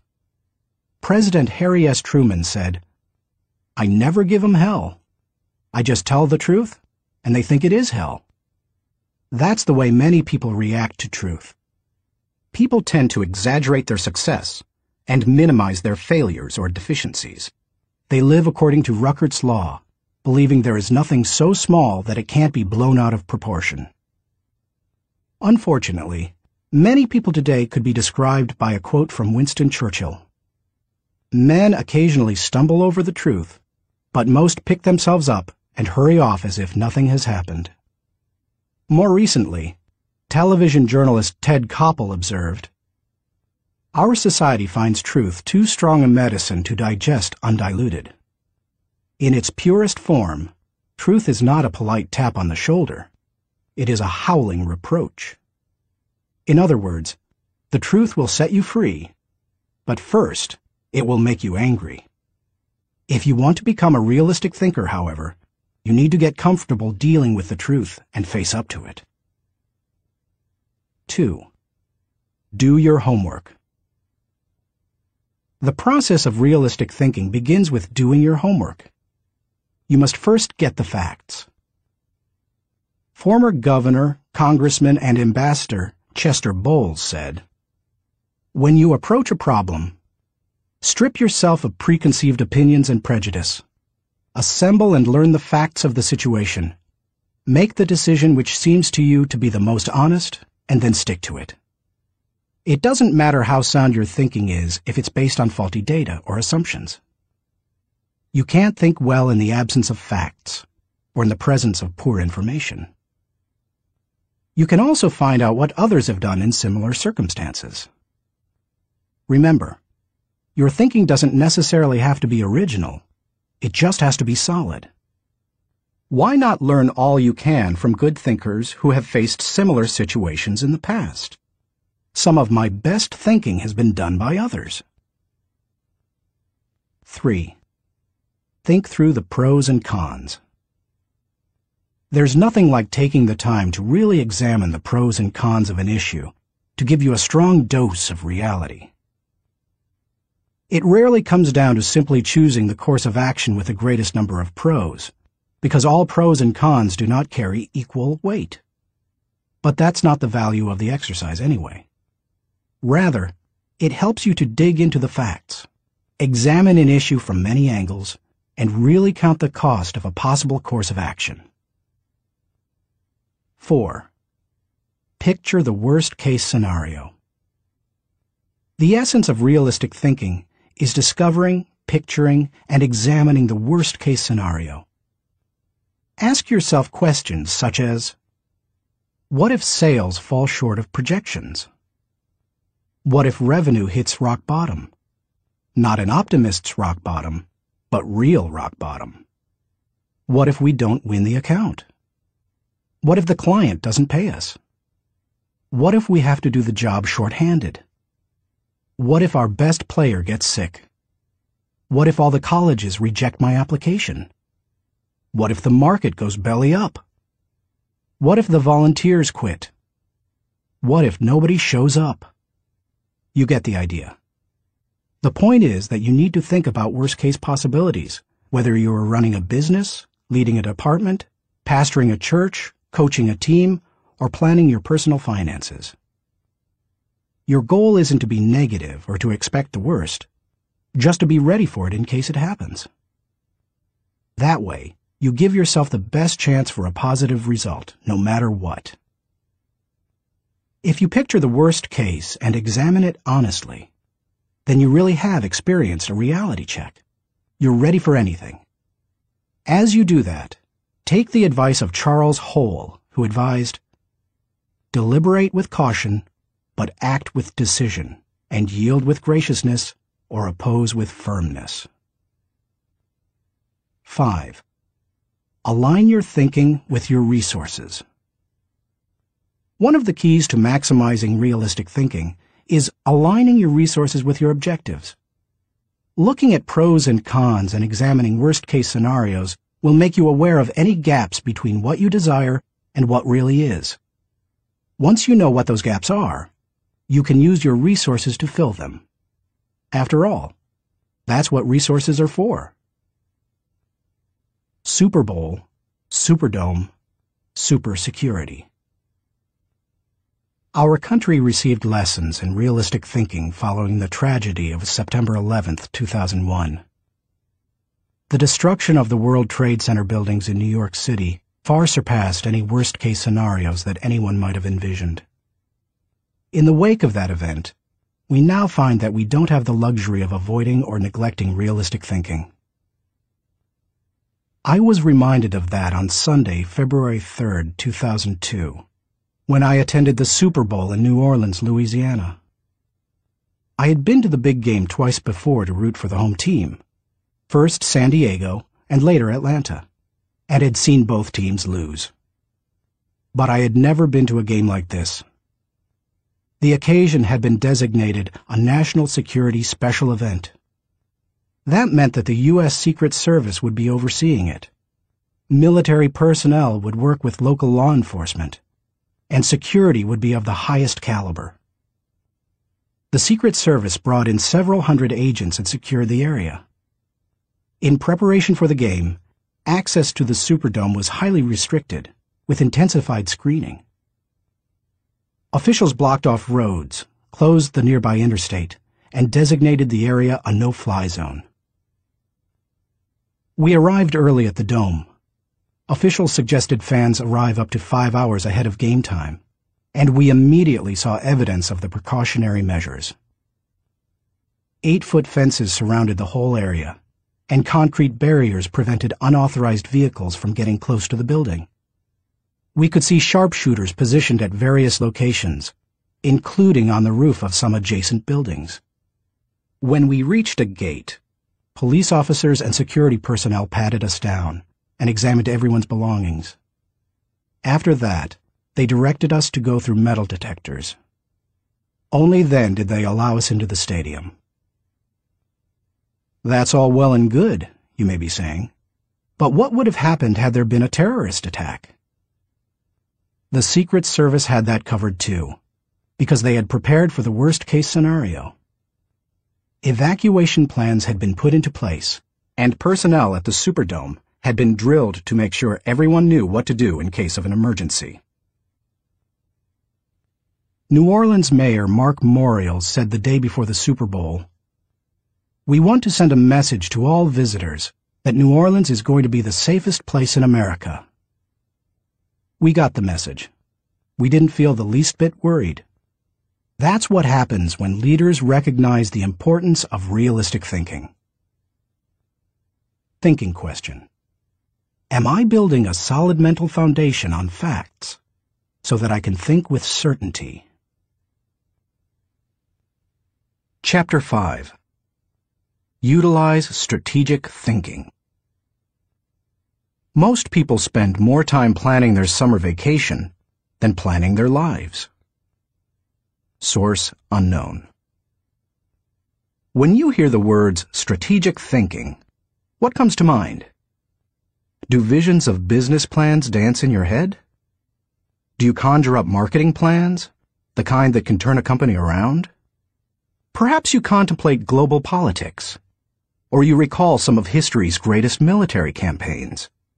Hannibal crossing the Alps to surprise the Roman army, Charlemagne's conquest of Western Europe, or the Allies' D-Day invasion of Normandy. Perhaps, but strategy doesn't have to be restricted to military action, or even to business. Strategic thinking can make a positive impact on any area of life. Plan your life, live your plan. I've observed that most people try to plan their lives one day at a time. They wake up, make up their to-do list, and dive into action. Although some people aren't even that strategic. Fewer individuals plan their lives 1 week at a time. They review their calendar for the week, check their appointments, review their goals, and then get to work. They generally outachieve most of their daily planning colleagues. I try to take planning one step further. At the beginning of every month, I spend half a day working on my calendar for the next 40 days. 40 days works for me rather than just 30. That way, I get a jump on the next month and don't get surprised. I begin by reviewing my travel schedule and planning activities with my family. Then I review what projects, lessons, and other objectives I want to accomplish during those 5 to 6 weeks. Then I start blocking out days and times for thinking, writing, working, meeting with people, etc. I set times to do fun things, such as seeing a show, watching a ball game, or playing golf. I also set aside small blocks of time to compensate for the unexpected. By the time I'm done, I can tell you nearly everything I'll be doing almost hour by hour during the coming weeks. This strategy is one of the reasons I have been able to accomplish much. Why you should release the power of strategic thinking. Strategic thinking helps me to plan, to become more efficient, to maximize my strengths, and to find the most direct path toward achieving any objective. The benefits of strategic thinking are numerous. Here are a few of the reasons you should adopt it as one of your thinking tools. 1. Strategic thinking simplifies the difficult. Strategic thinking is really nothing more than planning on steroids. Spanish novelist Miguel de Cervantes said, "The man who is prepared has his battle half fought." Strategic thinking takes complex issues and long-term objectives, which can be very difficult to address, and breaks them down into manageable sizes. Anything becomes simpler when it has a plan. Strategic thinking can also help you simplify the management of everyday life. I do that by using systems, which are nothing more than good strategies repeated. I am well known among pastors and other speakers for my filing system. Writing a lesson or speech can be difficult, but because I use my system to file quotes, stories, and articles, when I need something to flesh out or illustrate a point, I simply go to one of my 1,200 files and find a good piece of material that works. Just about any difficult task can be made simpler with strategic thinking. 2. Strategic thinking prompts you to ask the right questions. Do you want to break down complex or difficult issues? Then ask questions. Strategic thinking forces you through this process. Take a look at the following questions developed by my friend Bob Beal, the author of Master Planning. Direction. What should we do next? Why? Organization. Who is responsible for what? Who is responsible for whom? Do we have the right people in the right places? Cash. What is our projected income, expense, net? Can we afford it? How can we afford it? Tracking. Are we on target? Overall evaluation. Are we achieving the quality we expect and demand of ourselves? Refinement. How can we be more effective and more efficient, move toward the ideal? These may not be the only questions you need to ask to begin formulating a strategic plan, but they are certainly a good start. 3. Strategic thinking prompts customization. General George S. Patton observed, "Successful generals make plans to fit circumstances, but do not try to create circumstances to fit plans." All good strategic thinkers are precise in their thinking. They try to match the strategy to the problem, because strategy isn't a one-size-fits-all proposition. Sloppy or generalized thinking is an enemy of achievement. The intention to customize in strategic thinking forces a person to go beyond vague ideas and engage in specific ways to go after a task or problem. It sharpens the mind. 4.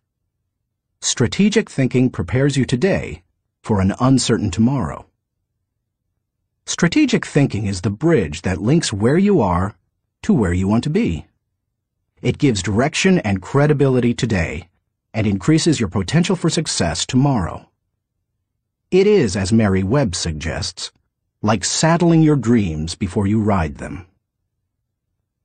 5. Strategic thinking reduces the margin of error. Anytime you shoot from the hip or go into a totally reactive mode, you increase your margin for error.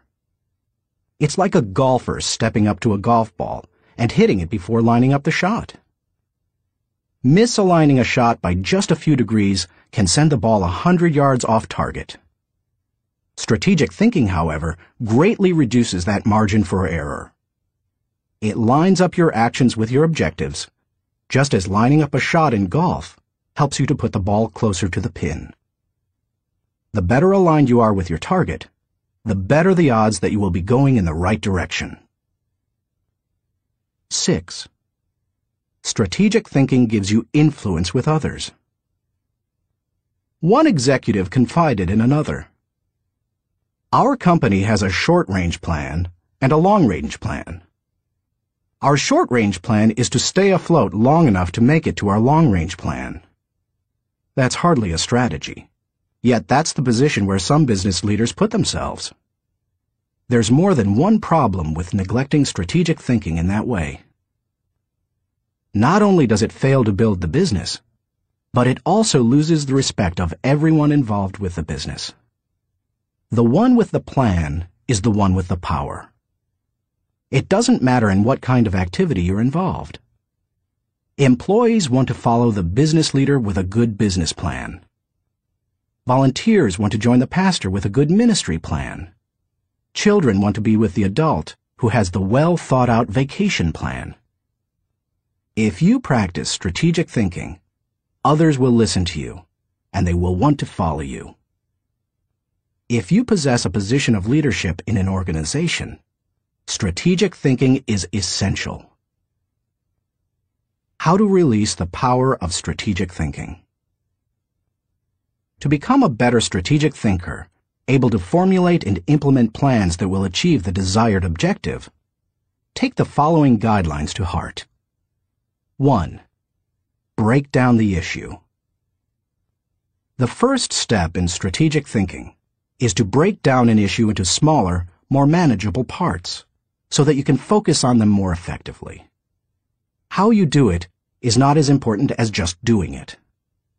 You might break an issue down by function. That's what automotive innovator Henry Ford did when he created the assembly line. And that's why he said, "Nothing is particularly hard if you divide it into small jobs." How you break down an issue is up to you, whether it's by function, timetable, responsibility, purpose, or some other method. The point is that you need to break it down.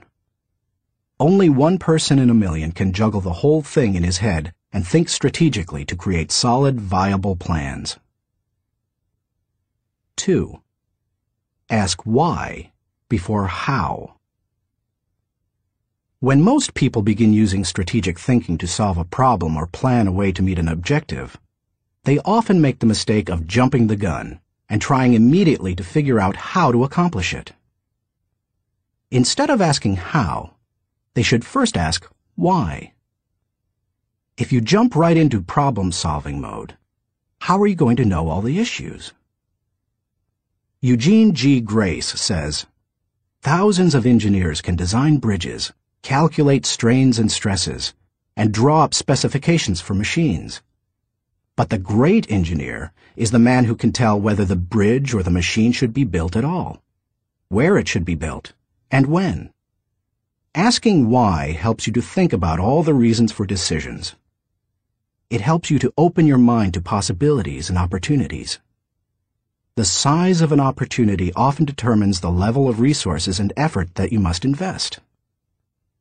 Big opportunities allow for big decisions. If you jump to how too quickly, you might miss that. 3. Identify the real issues and objectives.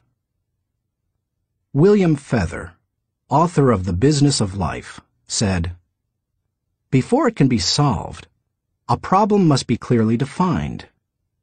Too many people rush to solutions, and as a result, they end up solving the wrong problem. To avoid that, ask probing questions to expose the real issues. Challenge all of your assumptions. Collect information even after you think you've identified the issue. You may still have to act with incomplete data, but you don't want to jump to a conclusion before you gather enough information to begin identifying the real issue. Begin by asking, what else could be the real issue? You should also remove any personal agenda. More than almost anything else, that can cloud your judgment. Discovering your real situation and objectives is a major part of the battle. Once the real issues are identified, the solutions are often simple. 4. Review your resources. I already mentioned how important it is to be aware of your resources, but it bears repeating. A strategy that doesn't take into account resources is doomed to failure. Take an inventory. How much time do you have? How much money? What kinds of materials, supplies, or inventory do you have? What are your other assets? What liabilities or obligations will come into play? Which people on the team can make an impact? You know your own organization and profession. Figure out what resources you have at your disposal. 5. Develop your plan. How you approach the planning process depends greatly on your profession and the size of the challenge that you're planning to tackle, so it's difficult to recommend many specifics. However, no matter how you go about planning, take this advice. Start with the obvious. When you tackle an issue or plan that way, it brings unity and consensus to the team, because everyone sees those things. Obvious elements build mental momentum and initiate creativity and intensity. The best way to create a road to the complex is to build on the fundamentals. 6. Put the right people in the right place. It's critical that you include your team as part of your strategic thinking. Before you can implement your plan, you must make sure that you have the right people in place. Even the best strategic thinking won't help if you don't take into account the people part of the equation. Look what happens if you miscalculate. Wrong person. Problems instead of potential. Wrong place. Frustration instead of fulfillment. Wrong plan. Grief instead of growth. Everything comes together, however, when you put together all three elements: the right person, the right place, and the right plan. 7. Keep repeating the process. My friend Olin Hendricks remarked, "Strategic thinking is like showering. You have to keep doing it." If you expect to solve any major problem once, you're in for disappointment.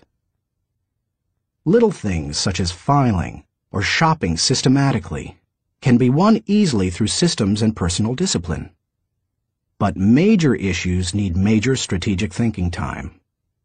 What Thane Yost said is really true. The will to win is worthless if you do not have the will to prepare. If you want to be an effective strategic thinker, then you need to become a continuous strategic thinker. As I was working on this chapter, I came across an article in my local paper on the celebration of the Jewish Passover and how millions of American Jews read the order of service for their Seder, or Passover meal, from a small booklet produced by Maxwell House Coffee. For more than 70 years, the coffee company has produced the booklet, called a Haggadah, and during those years, it has distributed more than 40 million copies of it. I remember using them all my life, said Regina Witt, who is in her 50s. So does her mother, who is almost 90. It's our tradition. I think it would be very strange not to use them. So how did Maxwell House come to supply the booklets? It was the result of strategic thinking. 80 years ago, marketing man Joseph Jacobs advised that the company could sell coffee during Passover if the product were certified kosher by a rabbi.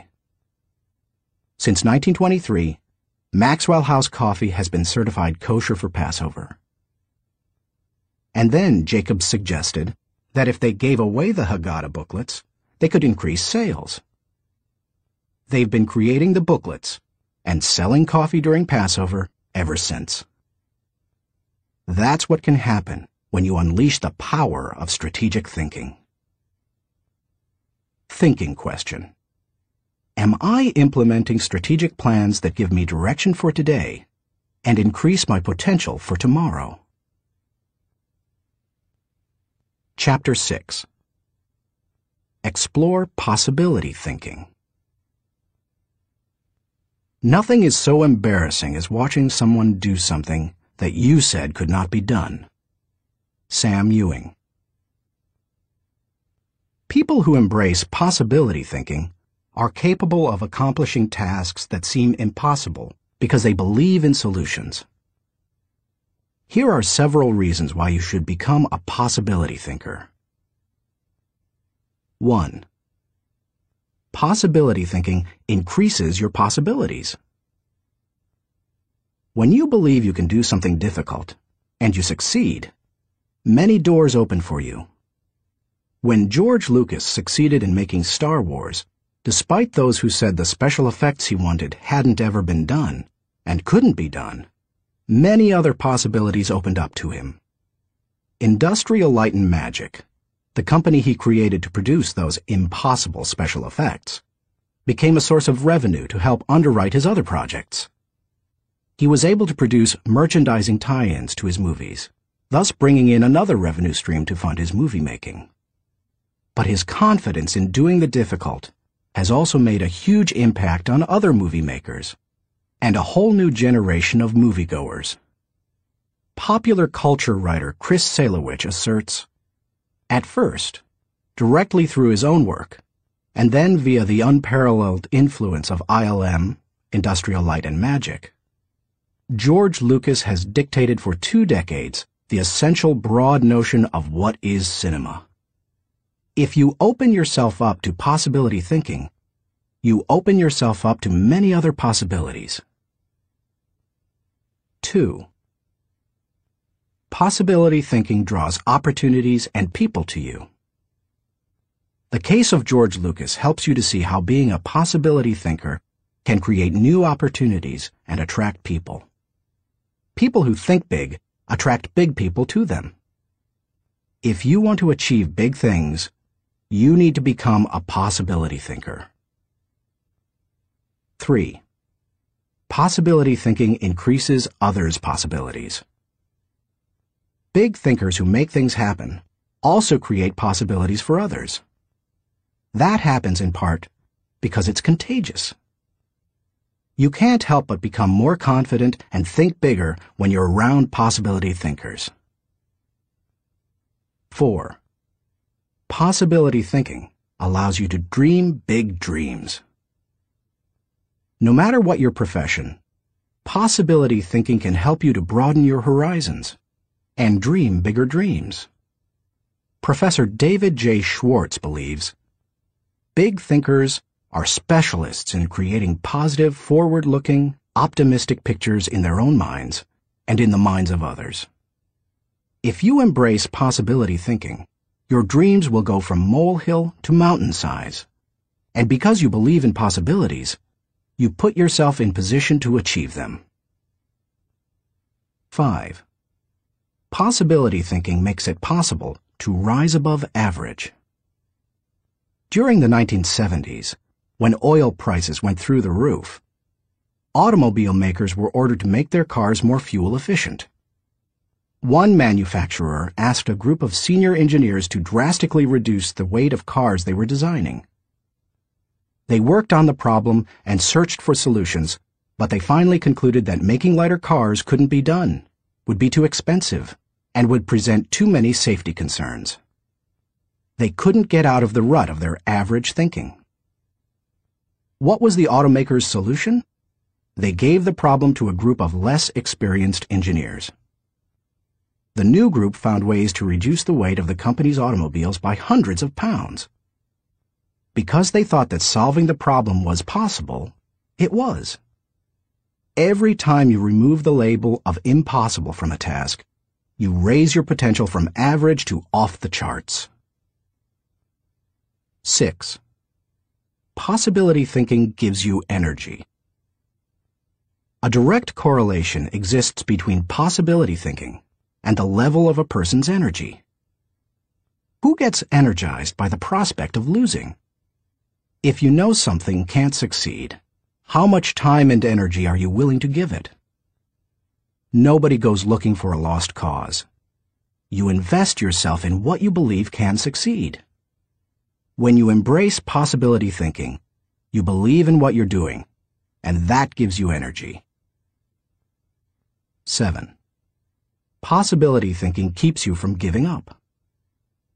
Above all, possibility thinkers believe they can succeed.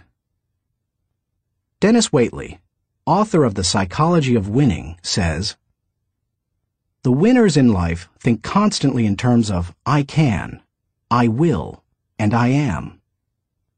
Losers, on the other hand, concentrate their waking thoughts on what they should have done, or what they don't do.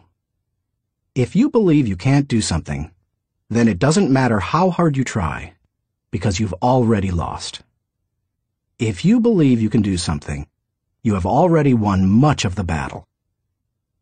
One of the people who showed himself to be a great possibility thinker in 2001 was New York Mayor Rudy Giuliani. In the hours following the World Trade Center tragedy, Giuliani not only led the city through the chaos of the disaster, but he instilled confidence in everyone he touched. Afterward, he gave some insight and perspective on his experience. "I was so proud of the people I saw on the street. No chaos, but they were frightened and confused. And it seemed to me that they needed to hear from my heart where I thought we were going. I was trying to think, where can I go for some comparison to this, some lessons about how to handle it? So I started thinking about Churchill, started thinking that we're going to have to rebuild the spirit of the city. And what better example than Churchill and the people of London during the Blitz in 1940, who had to keep up their spirit during this sustained bombing. It was a comforting thought.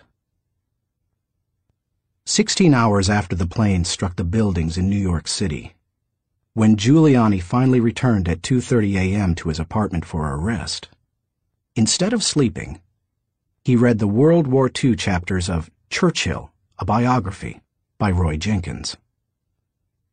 He learned how Winston Churchill helped his people to see the possibilities and kept his people going. Inspired, Giuliani did the same for his own people 6 decades later. How to feel the energy of possibility thinking. If you are a naturally positive person who already embraces possibility thinking, then you're already tracking with me. However, some people, rather than being optimistic, are naturally negative or cynical. They believe that possibility thinkers are naive or foolish. If your thinking runs toward pessimism, let me ask you a question. How many highly successful people do you know who are continually negative? How many impossibility thinkers are you acquainted with who achieve big things? None. People with an "it can't be done" mindset have two choices. They can expect the worst and continually experience it, or they can change their thinking. That's what George Lucas did. Believe it or not, even though he is a possibility thinker, he is not a naturally positive person. He says, "I'm very cynical, and as a result, I think the defense I have against it is to be optimistic." In other words, he chooses to think positively. He sums it up this way. As corny as it sounds, the power of positive thinking goes a long way. So determination and positive thinking combined with talent, combined with knowing your craft, that may sound like a naive point of view, but at the same time, it's worked for me, and it's worked for all my friends. So I have come to believe it. If you want possibility thinking to work for you, then begin by following these suggestions. 1. Stop focusing on the impossibilities.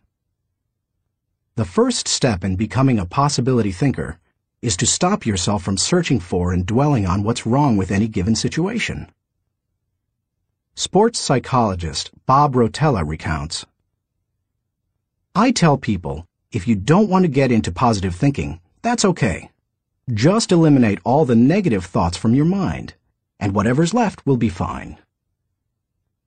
If possibility thinking is new to you, you're going to have to give yourself a lot of coaching to eliminate some of the negative self-talk you may hear in your head. When you automatically start listing all the things that can go wrong, or all the reasons something can't be done, stop yourself and say, "Don't go there." Then ask, "What's right about this?" That will help to get you started. And if negativity is a really big problem for you, and pessimistic things come out of your mouth before you've even thought them through, you may need to enlist the aid of a friend or family member to alert you every time you utter negative ideas. 2. Stay away from the experts. So-called experts do more to shoot down people's dreams than just about anybody else. Possibility thinkers are very reluctant to dismiss anything as impossible. Rocket pioneer Wernher von Braun said, "I have learned to use the word impossible with the greatest of caution." And Napoleon Bonaparte declared, "The word impossible is not in my dictionary."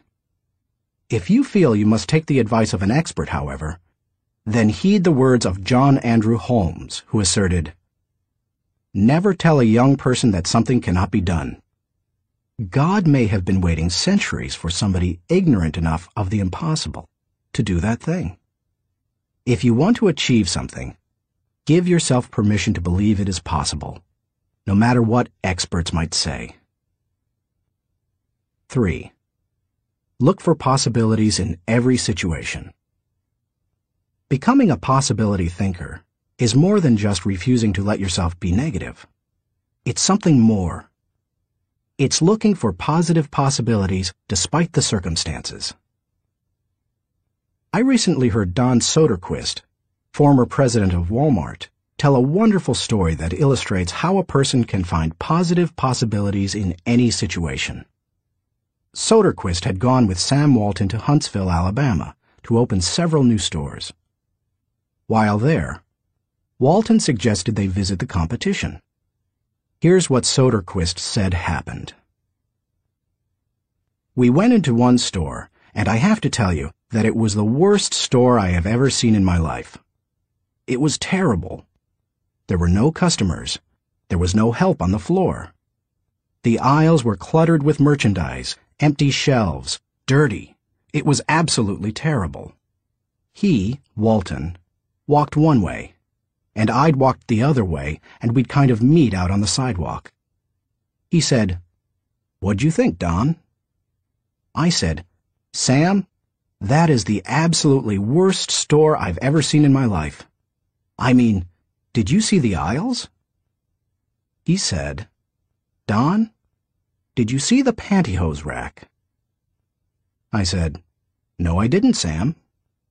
"I must have gone on a different aisle than you. I didn't see that." He said, "That was the best pantyhose rack I've ever seen, Don." And he said, "I pulled the fixture out, and on the back was the name of the manufacturer. When we get back, I want you to call that manufacturer and have him come in and visit with our fixture people. I want to put that rack in our stores. It's absolutely the best I've ever seen." And he said next, "Did you see the ethnic cosmetics?" I said, "Sam, that must have been right next to the pantyhose rack, because I absolutely missed that." He said, "Don, do you realize that in our stores we have 4 feet of ethnic cosmetics? These people had 12 feet of it. We are absolutely missing the boat. I wrote down the distributor of some of those products. When we get back, I want you to get a hold of our cosmetic buyer and get these people in.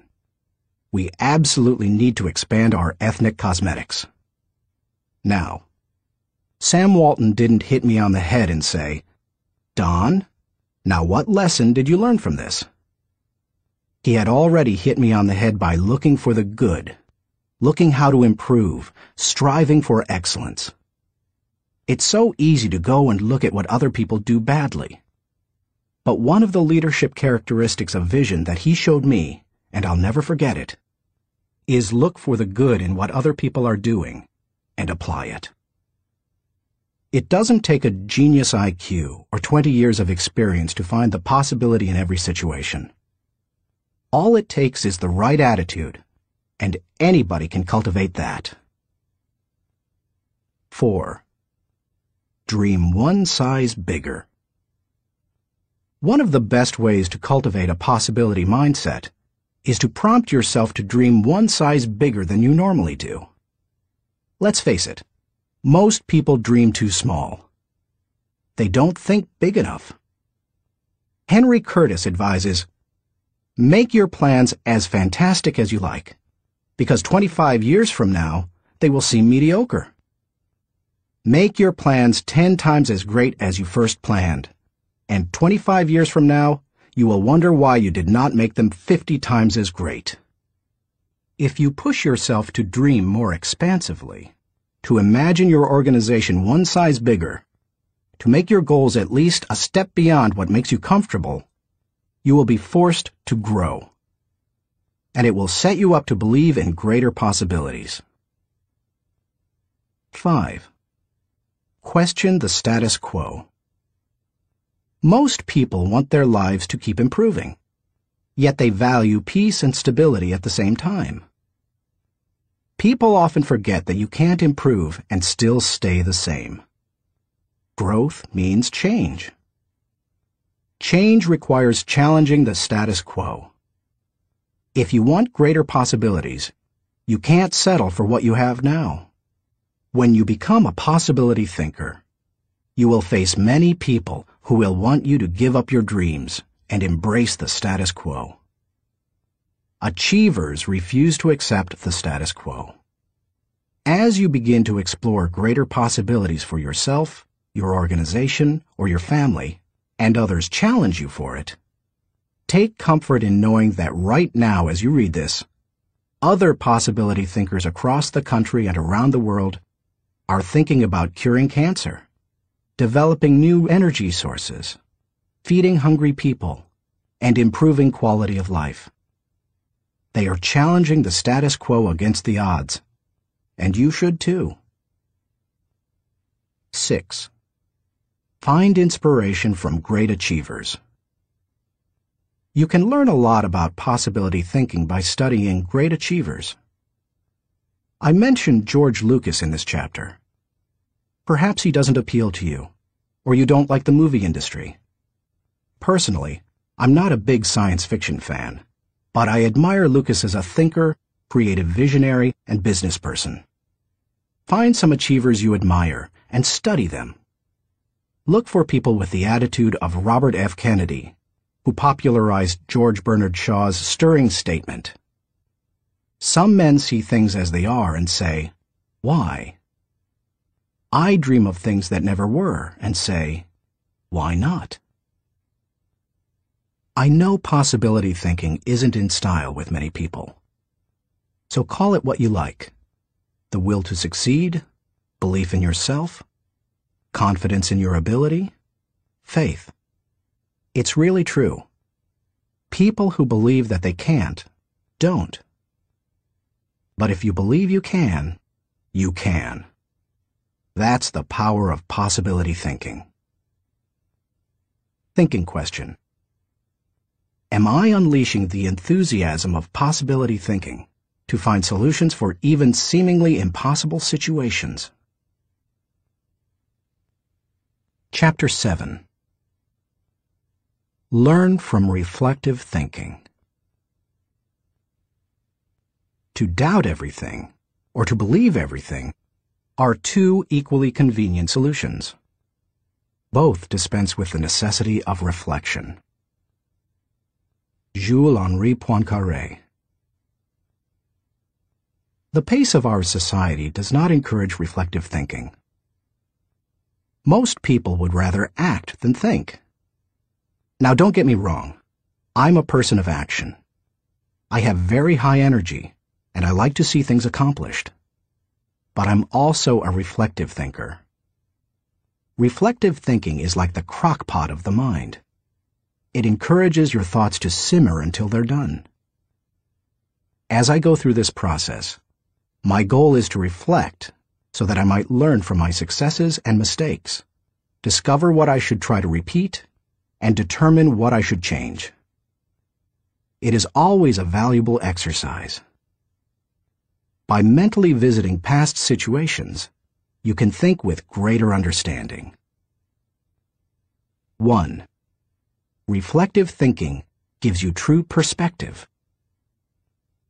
When our children were young and still lived at home, we used to take them on wonderful vacations every year. When we got home, they always knew that I was going to ask them two questions. What did you like best, and what did you learn? It didn't matter whether we went to Walt Disney World or Washington, D.C. I always asked those questions. Why? Because I wanted them to reflect on their experiences. Children don't naturally grasp the value or cost of an experience unless prompted. They take things for granted. I wanted my children to appreciate our trips and to learn from them. When you reflect, you are able to put an experience into perspective. You are able to evaluate its timing, and you are able to gain a new appreciation for things that before went unnoticed. Most people are able to recognize the sacrifices of their parents or other people only when they become parents themselves. That's the kind of perspective that comes with reflection. 2. Reflective thinking gives emotional integrity to your thought life. Few people have good perspective in the heat of an emotional moment. Most individuals who enjoy the thrill of an experience try to go back and recapture it without first trying to evaluate it. It's one of the reasons our culture produces so many thrill seekers. Likewise, those who survive a traumatic experience usually avoid similar situations at all costs, which sometimes ties them into emotional knots. Reflective thinking enables you to distance yourself from the intense emotions of particularly good or bad experiences and see them with fresh eyes. You can see the thrills of the past in the light of emotional maturity and examine tragedies in the light of truth and logic. That process can help a person to stop carrying around a bunch of negative emotional baggage. President George Washington observed, "We ought not to look back unless it is to derive useful lessons from past errors, and for the purpose of profiting by dearly bought experience. Any feeling that can stand up to the light of truth and can be sustained over time has emotional integrity and is therefore worthy of your mind and heart." 3. Reflective thinking increases your confidence in decision-making. Have you ever made a snap judgment and later wondered if you did the right thing? Everybody has. Reflective thinking can help to diffuse that doubt. It also gives you confidence for the next decision. Once you've reflected on an issue, you don't have to repeat every step of the thinking process when you're faced with it again. You've got mental road markers from having been there before. That compresses and speeds up thinking time, and it gives you confidence. And over time, it can also strengthen your intuition. 4. Reflective thinking clarifies the big picture. When you engage in reflective thinking, you can put ideas and experiences into a more accurate context. Reflective thinking encourages us to go back and spend time pondering what we have done and what we have seen. If a person who loses his job reflects on what happened, he may see a pattern of events that led to his dismissal. He will better understand what happened, why it happened, and what things were his responsibility. If he also looks at the incidents that occurred afterward, he may realize that in the larger scheme of things, he's better off in his new position because it better fits his skills and desires. Without reflection, it can be very difficult to see that big picture. 5. Reflective thinking takes a good experience and makes it a valuable experience. When you were just starting out in your career, did it seem that few people were willing to give someone without experience an opportunity? At the same time, could you see people who had been on their jobs 20 years, who yet did their work poorly? If so, that probably frustrated you. Playwright William Shakespeare wrote, "Experience is a jewel, and it had need be so, for it is often purchased at an infinite rate." Yet experience alone does not add value to a life. It's not necessarily experience that is valuable. It's the insight people gain because of their experience. Reflective thinking turns experience into insight. Mark Twain said, "We should be careful to get out of an experience all the wisdom that is in it. Not like the cat that sits down on a hot stove lid. She will never sit down on a hot stove lid again, and that is well. But also, she will never sit down on a cold one anymore. An experience becomes valuable when it informs or equips us to meet new experiences. Reflective thinking helps to do that." How to embrace the lessons of reflective thinking. If you are like most people in our culture today, you probably do very little reflective thinking. If that's the case, it may be holding you back more than you think. Take to heart the following suggestions to increase your ability to think reflectively. 1. Set aside time for reflection. Greek philosopher Socrates observed, "The unexamined life is not worth living." For most people, however, reflection and self-examination doesn't come naturally. It can be a fairly uncomfortable activity for a variety of reasons. They have a hard time staying focused. They find the process dull, or they don't like spending a lot of time thinking about emotionally difficult issues. But if you don't carve out the time for it, you are unlikely to do any reflective thinking. 2. Remove yourself from distractions. As much as any other kind of thinking, reflection requires solitude. Distraction and reflection simply don't mix. It's not the kind of thing you can do well near a television, in a cubicle, while the phone is ringing, or with children in the same room. One of the reasons I've been able to accomplish much and keep growing personally is that I've not only set aside time to reflect, but I've separated myself from distractions for short blocks of time. 30 minutes in the spa, an hour outside on a rock in my backyard, or a few hours in a comfortable chair in my office. The place doesn't matter, as long as you remove yourself from distractions and interruptions. 3. Regularly review your calendar or journal. Most people use their calendar as a planning tool, which it is. But few people use it as a reflective thinking tool. What could be better, however, for helping you to review where you have been and what you have done, except maybe a journal? I'm not a journaler in the regular sense. I don't use writing to figure out what I'm thinking and feeling. Instead, I figure out what I'm thinking and feeling, and then I write down significant thoughts and action points. I file the thoughts so that I can quickly put my hands on them again. I immediately execute the action points or delegate them to someone else. Calendars and journals remind you of how you've spent your time, show you whether your activities match your priorities, and help you see whether you are making progress. They also offer you an opportunity to recall activities that you might not have had the time to reflect on previously. Some of the most valuable thoughts you've ever had may have been lost because you didn't give yourself the reflection time you needed. 4. Ask the right questions. The value you receive from reflecting will depend on the kinds of questions you ask yourself. The better the questions, the more gold you will mine from your thinking. When I reflect, I think in terms of my values, relationships, and experiences. Here are some sample questions.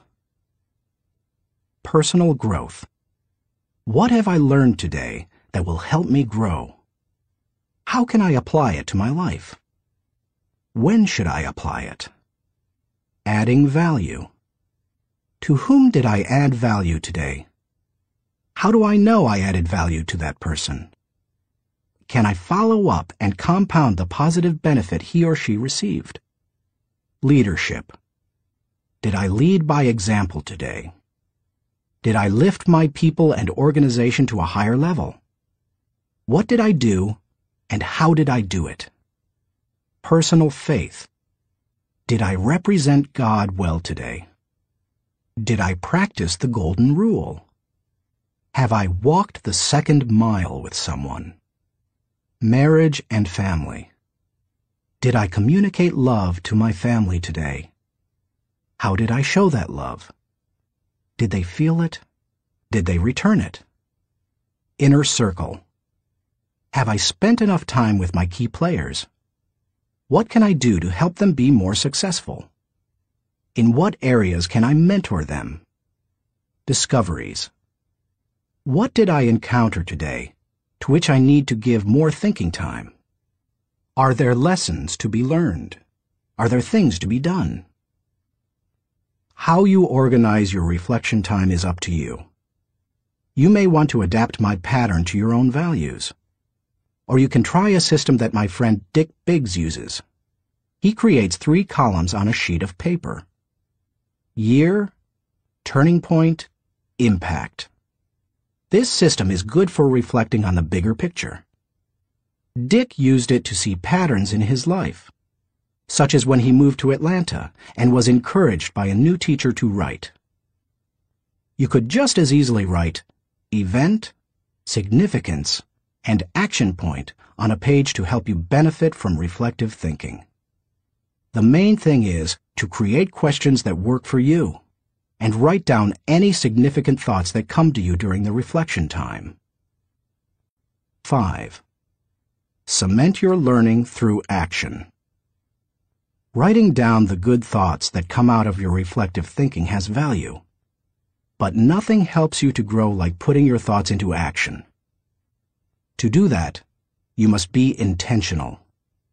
When you read a good book, for example, there are always good thoughts, quotes, or lessons that you can take away from it and use yourself. I always mark the takeaways in a book and then reread them when I'm done with the book. When I listen to a message, I record the takeaways so that I can file them for future use. When I go to a seminar, I take good notes, and I use a system of symbols to cue me to do certain things. An arrow pointing to the right means to look at this material again. An asterisk next to the marked section means to file it according to the subject noted. An open bracket means that I want to use what's marked in a lecture or book. An arrow pointing up means this idea will take off if I work at it. When most people go to a conference or seminar, they enjoy the experience, listen to the speakers, and sometimes even take notes. But nothing happens after they go home. They like many of the concepts they hear, but when they close their notebooks, they don't think about them again. When that happens, they receive little more than a temporary surge of motivation. When you go to a conference, revisit what you heard, reflect on it, and then put it into action, it can change your life. Ultimately, reflective thinking has three main values. It gives me perspective within context. It allows me to continually connect with my journey. And it provides counsel and direction concerning my future. It is an invaluable tool to my personal growth. Few things in life can help me learn and improve the way reflective thinking can. Thinking question. Am I regularly revisiting the past to gain a true perspective and think with understanding? Chapter 8. Question popular thinking. I'm not an answering machine. I'm a questioning machine. If we have all the answers, how come we're in such a mess? Douglas Cardinal. Economist John Maynard Keynes, whose ideas profoundly influenced economic theory and practices in the 20th century, asserted, "The difficulty lies not so much in developing new ideas as in escaping from the old ones." Going against popular thinking can be difficult, whether you're a business person bucking company tradition, a pastor introducing new types of music to his church, a new mother rejecting old wives' tales handed down from her parents, or a teenager ignoring currently popular styles. Many of the ideas in this book go against popular thinking.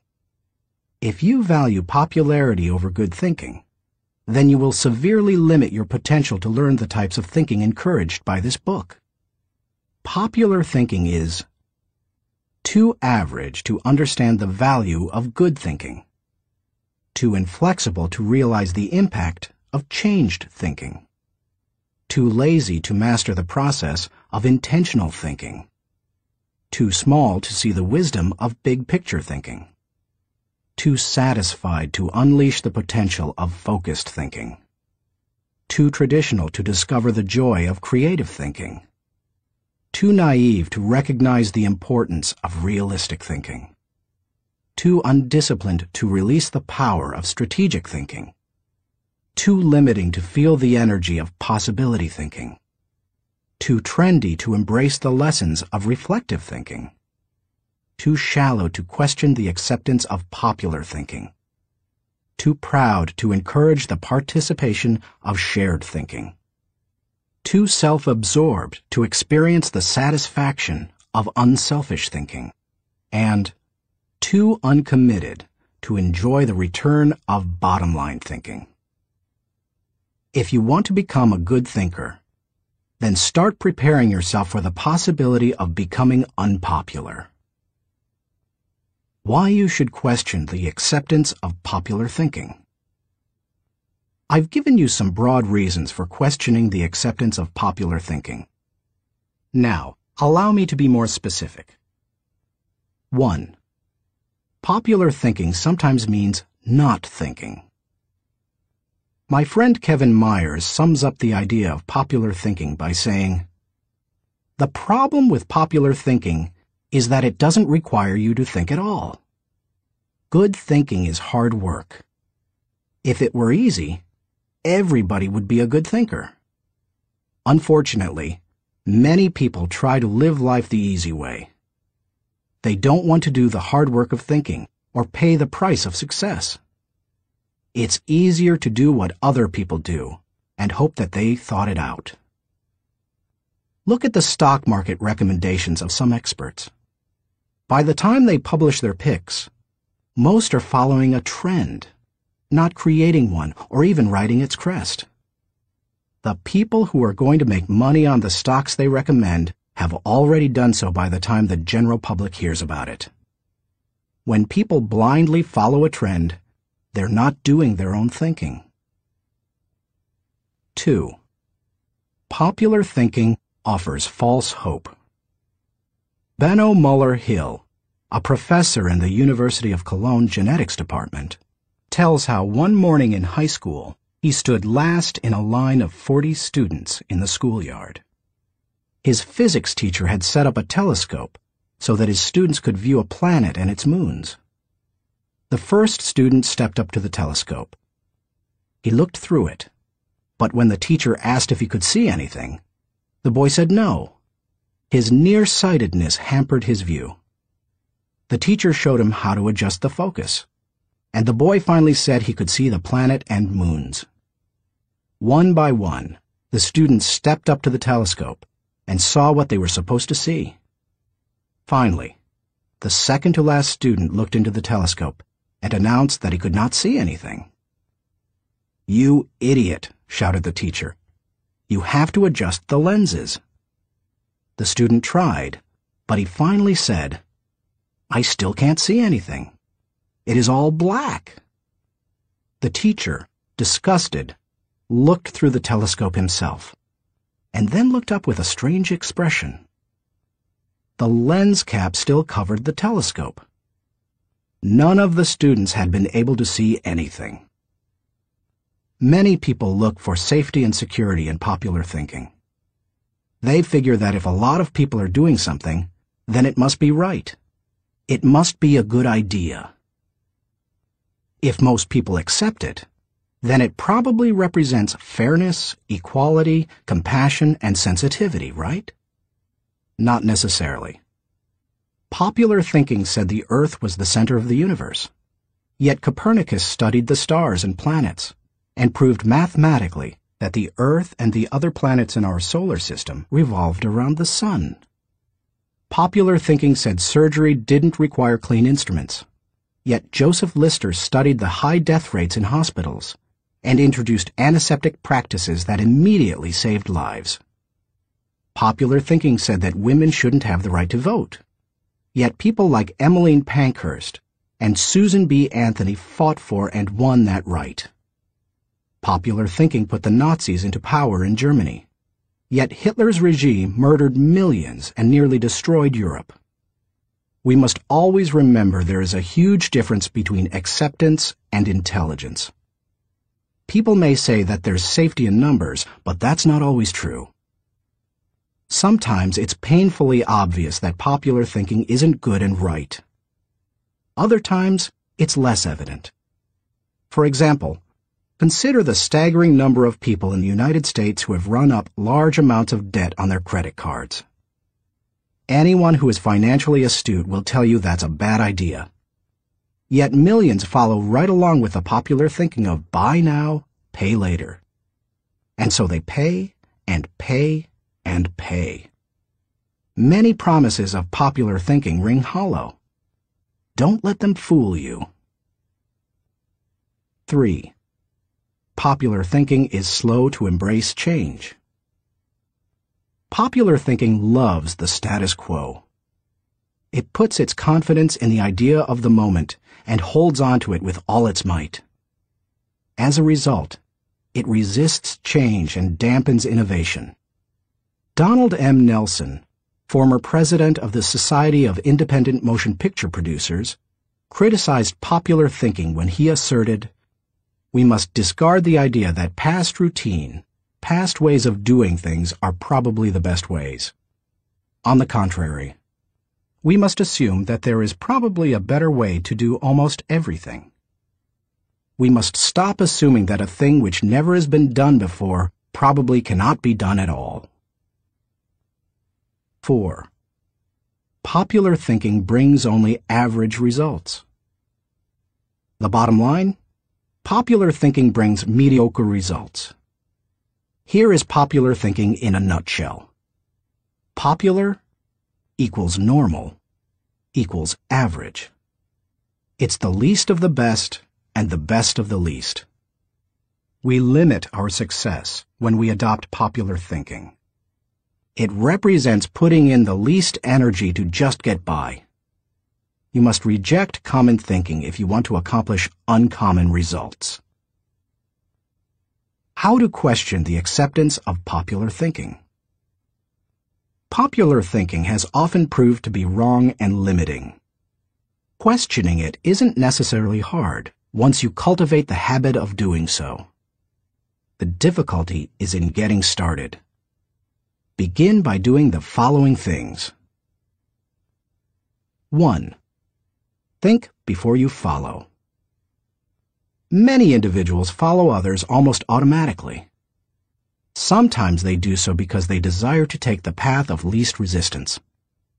Other times they fear rejection, or they believe there's wisdom in doing what everyone else does. But if you want to succeed, you need to think about what's best, not what's popular. Challenging popular thinking requires a willingness to be unpopular and go outside of the norm. Following the tragedy of September 11, 2001, for example, few people willingly chose to travel by plane. But that was the best time to travel. Crowds were down, security was up, and airlines were cutting prices. About a month after the tragedy, my wife Margaret and I heard that Broadway shows had lots of seats and many New York hotel rooms remained empty. Popular thinking said, "Stay away from New York." We used that as an opportunity. We got cheap plane tickets to the city, booked a room in a great hotel for about half price, and got tickets to the most sought-after show, The Producers. As we took our seats in the theater, we sat next to a woman beside herself with excitement. "I can't believe I'm finally here," she said to us. "I've waited so long. This is the best show on Broadway, and the hardest to get tickets to." Then she turned to look me in the eye and said, "I've had my tickets for 1.5 years waiting to see this show. How long ago did you get yours?" "You won't like my answer," I replied. "Oh, come on," she said. "How long?" "I got mine 5 days ago," I answered. She looked at us in horror. By the way, she was right. It's one of the best shows we've seen in a while. And we got to see it only because we were willing to go against popular thinking when everyone else was staying at home.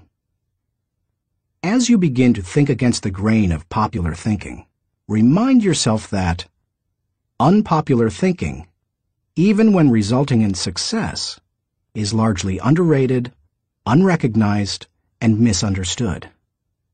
Unpopular thinking contains the seeds of vision and opportunity. Unpopular thinking is required for all progress. The next time you feel ready to conform to popular thinking on an issue, stop and think. You may not want to create change for its own sake, but you certainly don't want to blindly follow just because you haven't thought about what's best. 2. Appreciate thinking different from your own. One of the ways to embrace innovation and change is to learn to appreciate how others think. To do that, you must continually expose yourself to people different from yourself. My brother, Larry Maxwell, a good businessman and an innovative thinker, continually challenges popular thinking by thinking differently. He says, most of our people in sales and middle management come from businesses with products and services different from ours. That constantly exposes us to new ways of thinking. We also discourage our people from active participation in formal business and trade associations and fraternities because their thinking is quite common. They don't need to spend a lot of time thinking the way everyone else in the industry does. As you strive to challenge popular thinking, spend time with people with different backgrounds, education levels, professional experiences, personal interests, etc. You will think like the people with whom you spend the most time. If you spend time with people who think out of the box, you're more likely to challenge popular thinking and break new ground. 3. Continually question your own thinking. Let's face it, any time we find a way of thinking that works, one of our greatest temptations is to go back to it repeatedly, even if it no longer works well. The greatest enemy to tomorrow's success is sometimes today's success. My friend Andy Stanley recently taught a leadership lesson at Enjoy's Catalyst Conference called Challenging the Process. He described how progress must be preceded by change, and he pointed out many of the dynamics involved in questioning popular thinking. In an organization, he said, we should remember that every tradition was originally a good idea, and perhaps even revolutionary. But every tradition may not be a good idea for the future. In your organization, if you were involved in putting into place what currently exists, then it's likely that you will resist change, even change for the better. That's why it's important to challenge your own thinking. If you're too attached to your own thinking and how everything is done now, then nothing will change for the better. 4. Try new things in new ways. When was the last time you did something for the first time? Do you avoid taking risks or trying new things? One of the best ways to get out of the rut of your own thinking is to innovate. You can do that in little everyday ways. Drive to work a different way from normal. Order an unfamiliar dish at your favorite restaurant. Ask a different colleague to help you with a familiar project. Take yourself off of autopilot. Unpopular thinking asks questions and seeks options. In 1997, my 3 companies moved to Atlanta, Georgia. It's a great city, but traffic at peak times can get crazy. Immediately after moving here, I began looking for and testing alternative routes to desired destinations so that I would not be caught in traffic. From my house to the airport, for example, I have discovered and used 9 routes within 8 miles and 12 minutes from one another. Often, I am amazed to see people sitting on the freeway when they could be moving forward on an alternative route. What is the problem? Too many people have not tried new things in new ways. It is true. Most people are more satisfied with old problems than committed to finding new solutions. How you go about doing new things in new ways is not as important as making sure you do it. Besides, if you try to do new things in the same way that everyone else does, are you really going against popular thinking? Get out there and do something different today.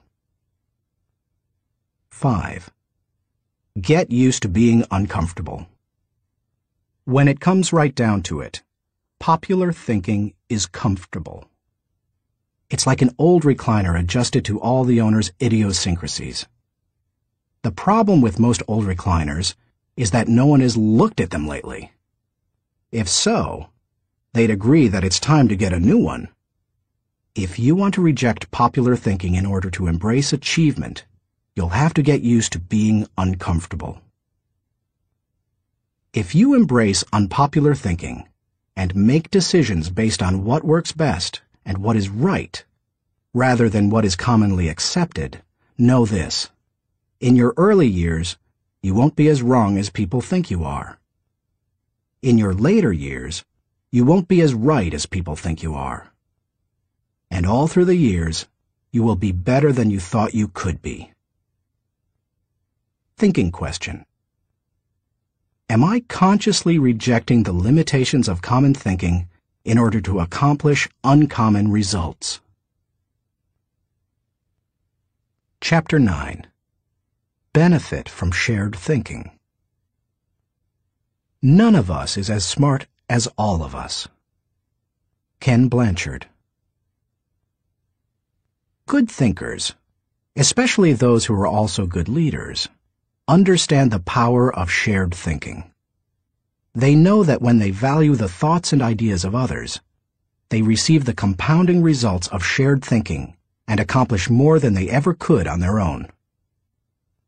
Those who participate in shared thinking understand the following. 1. Shared thinking is faster than solo thinking. We live in a truly fast-paced world. To function at its current rate of speed, we can't go it alone. I think the generation of young men and women just entering the workforce sense that very strongly. Perhaps that is why they value community so highly, and are more likely to work for a company they like than one that pays them well.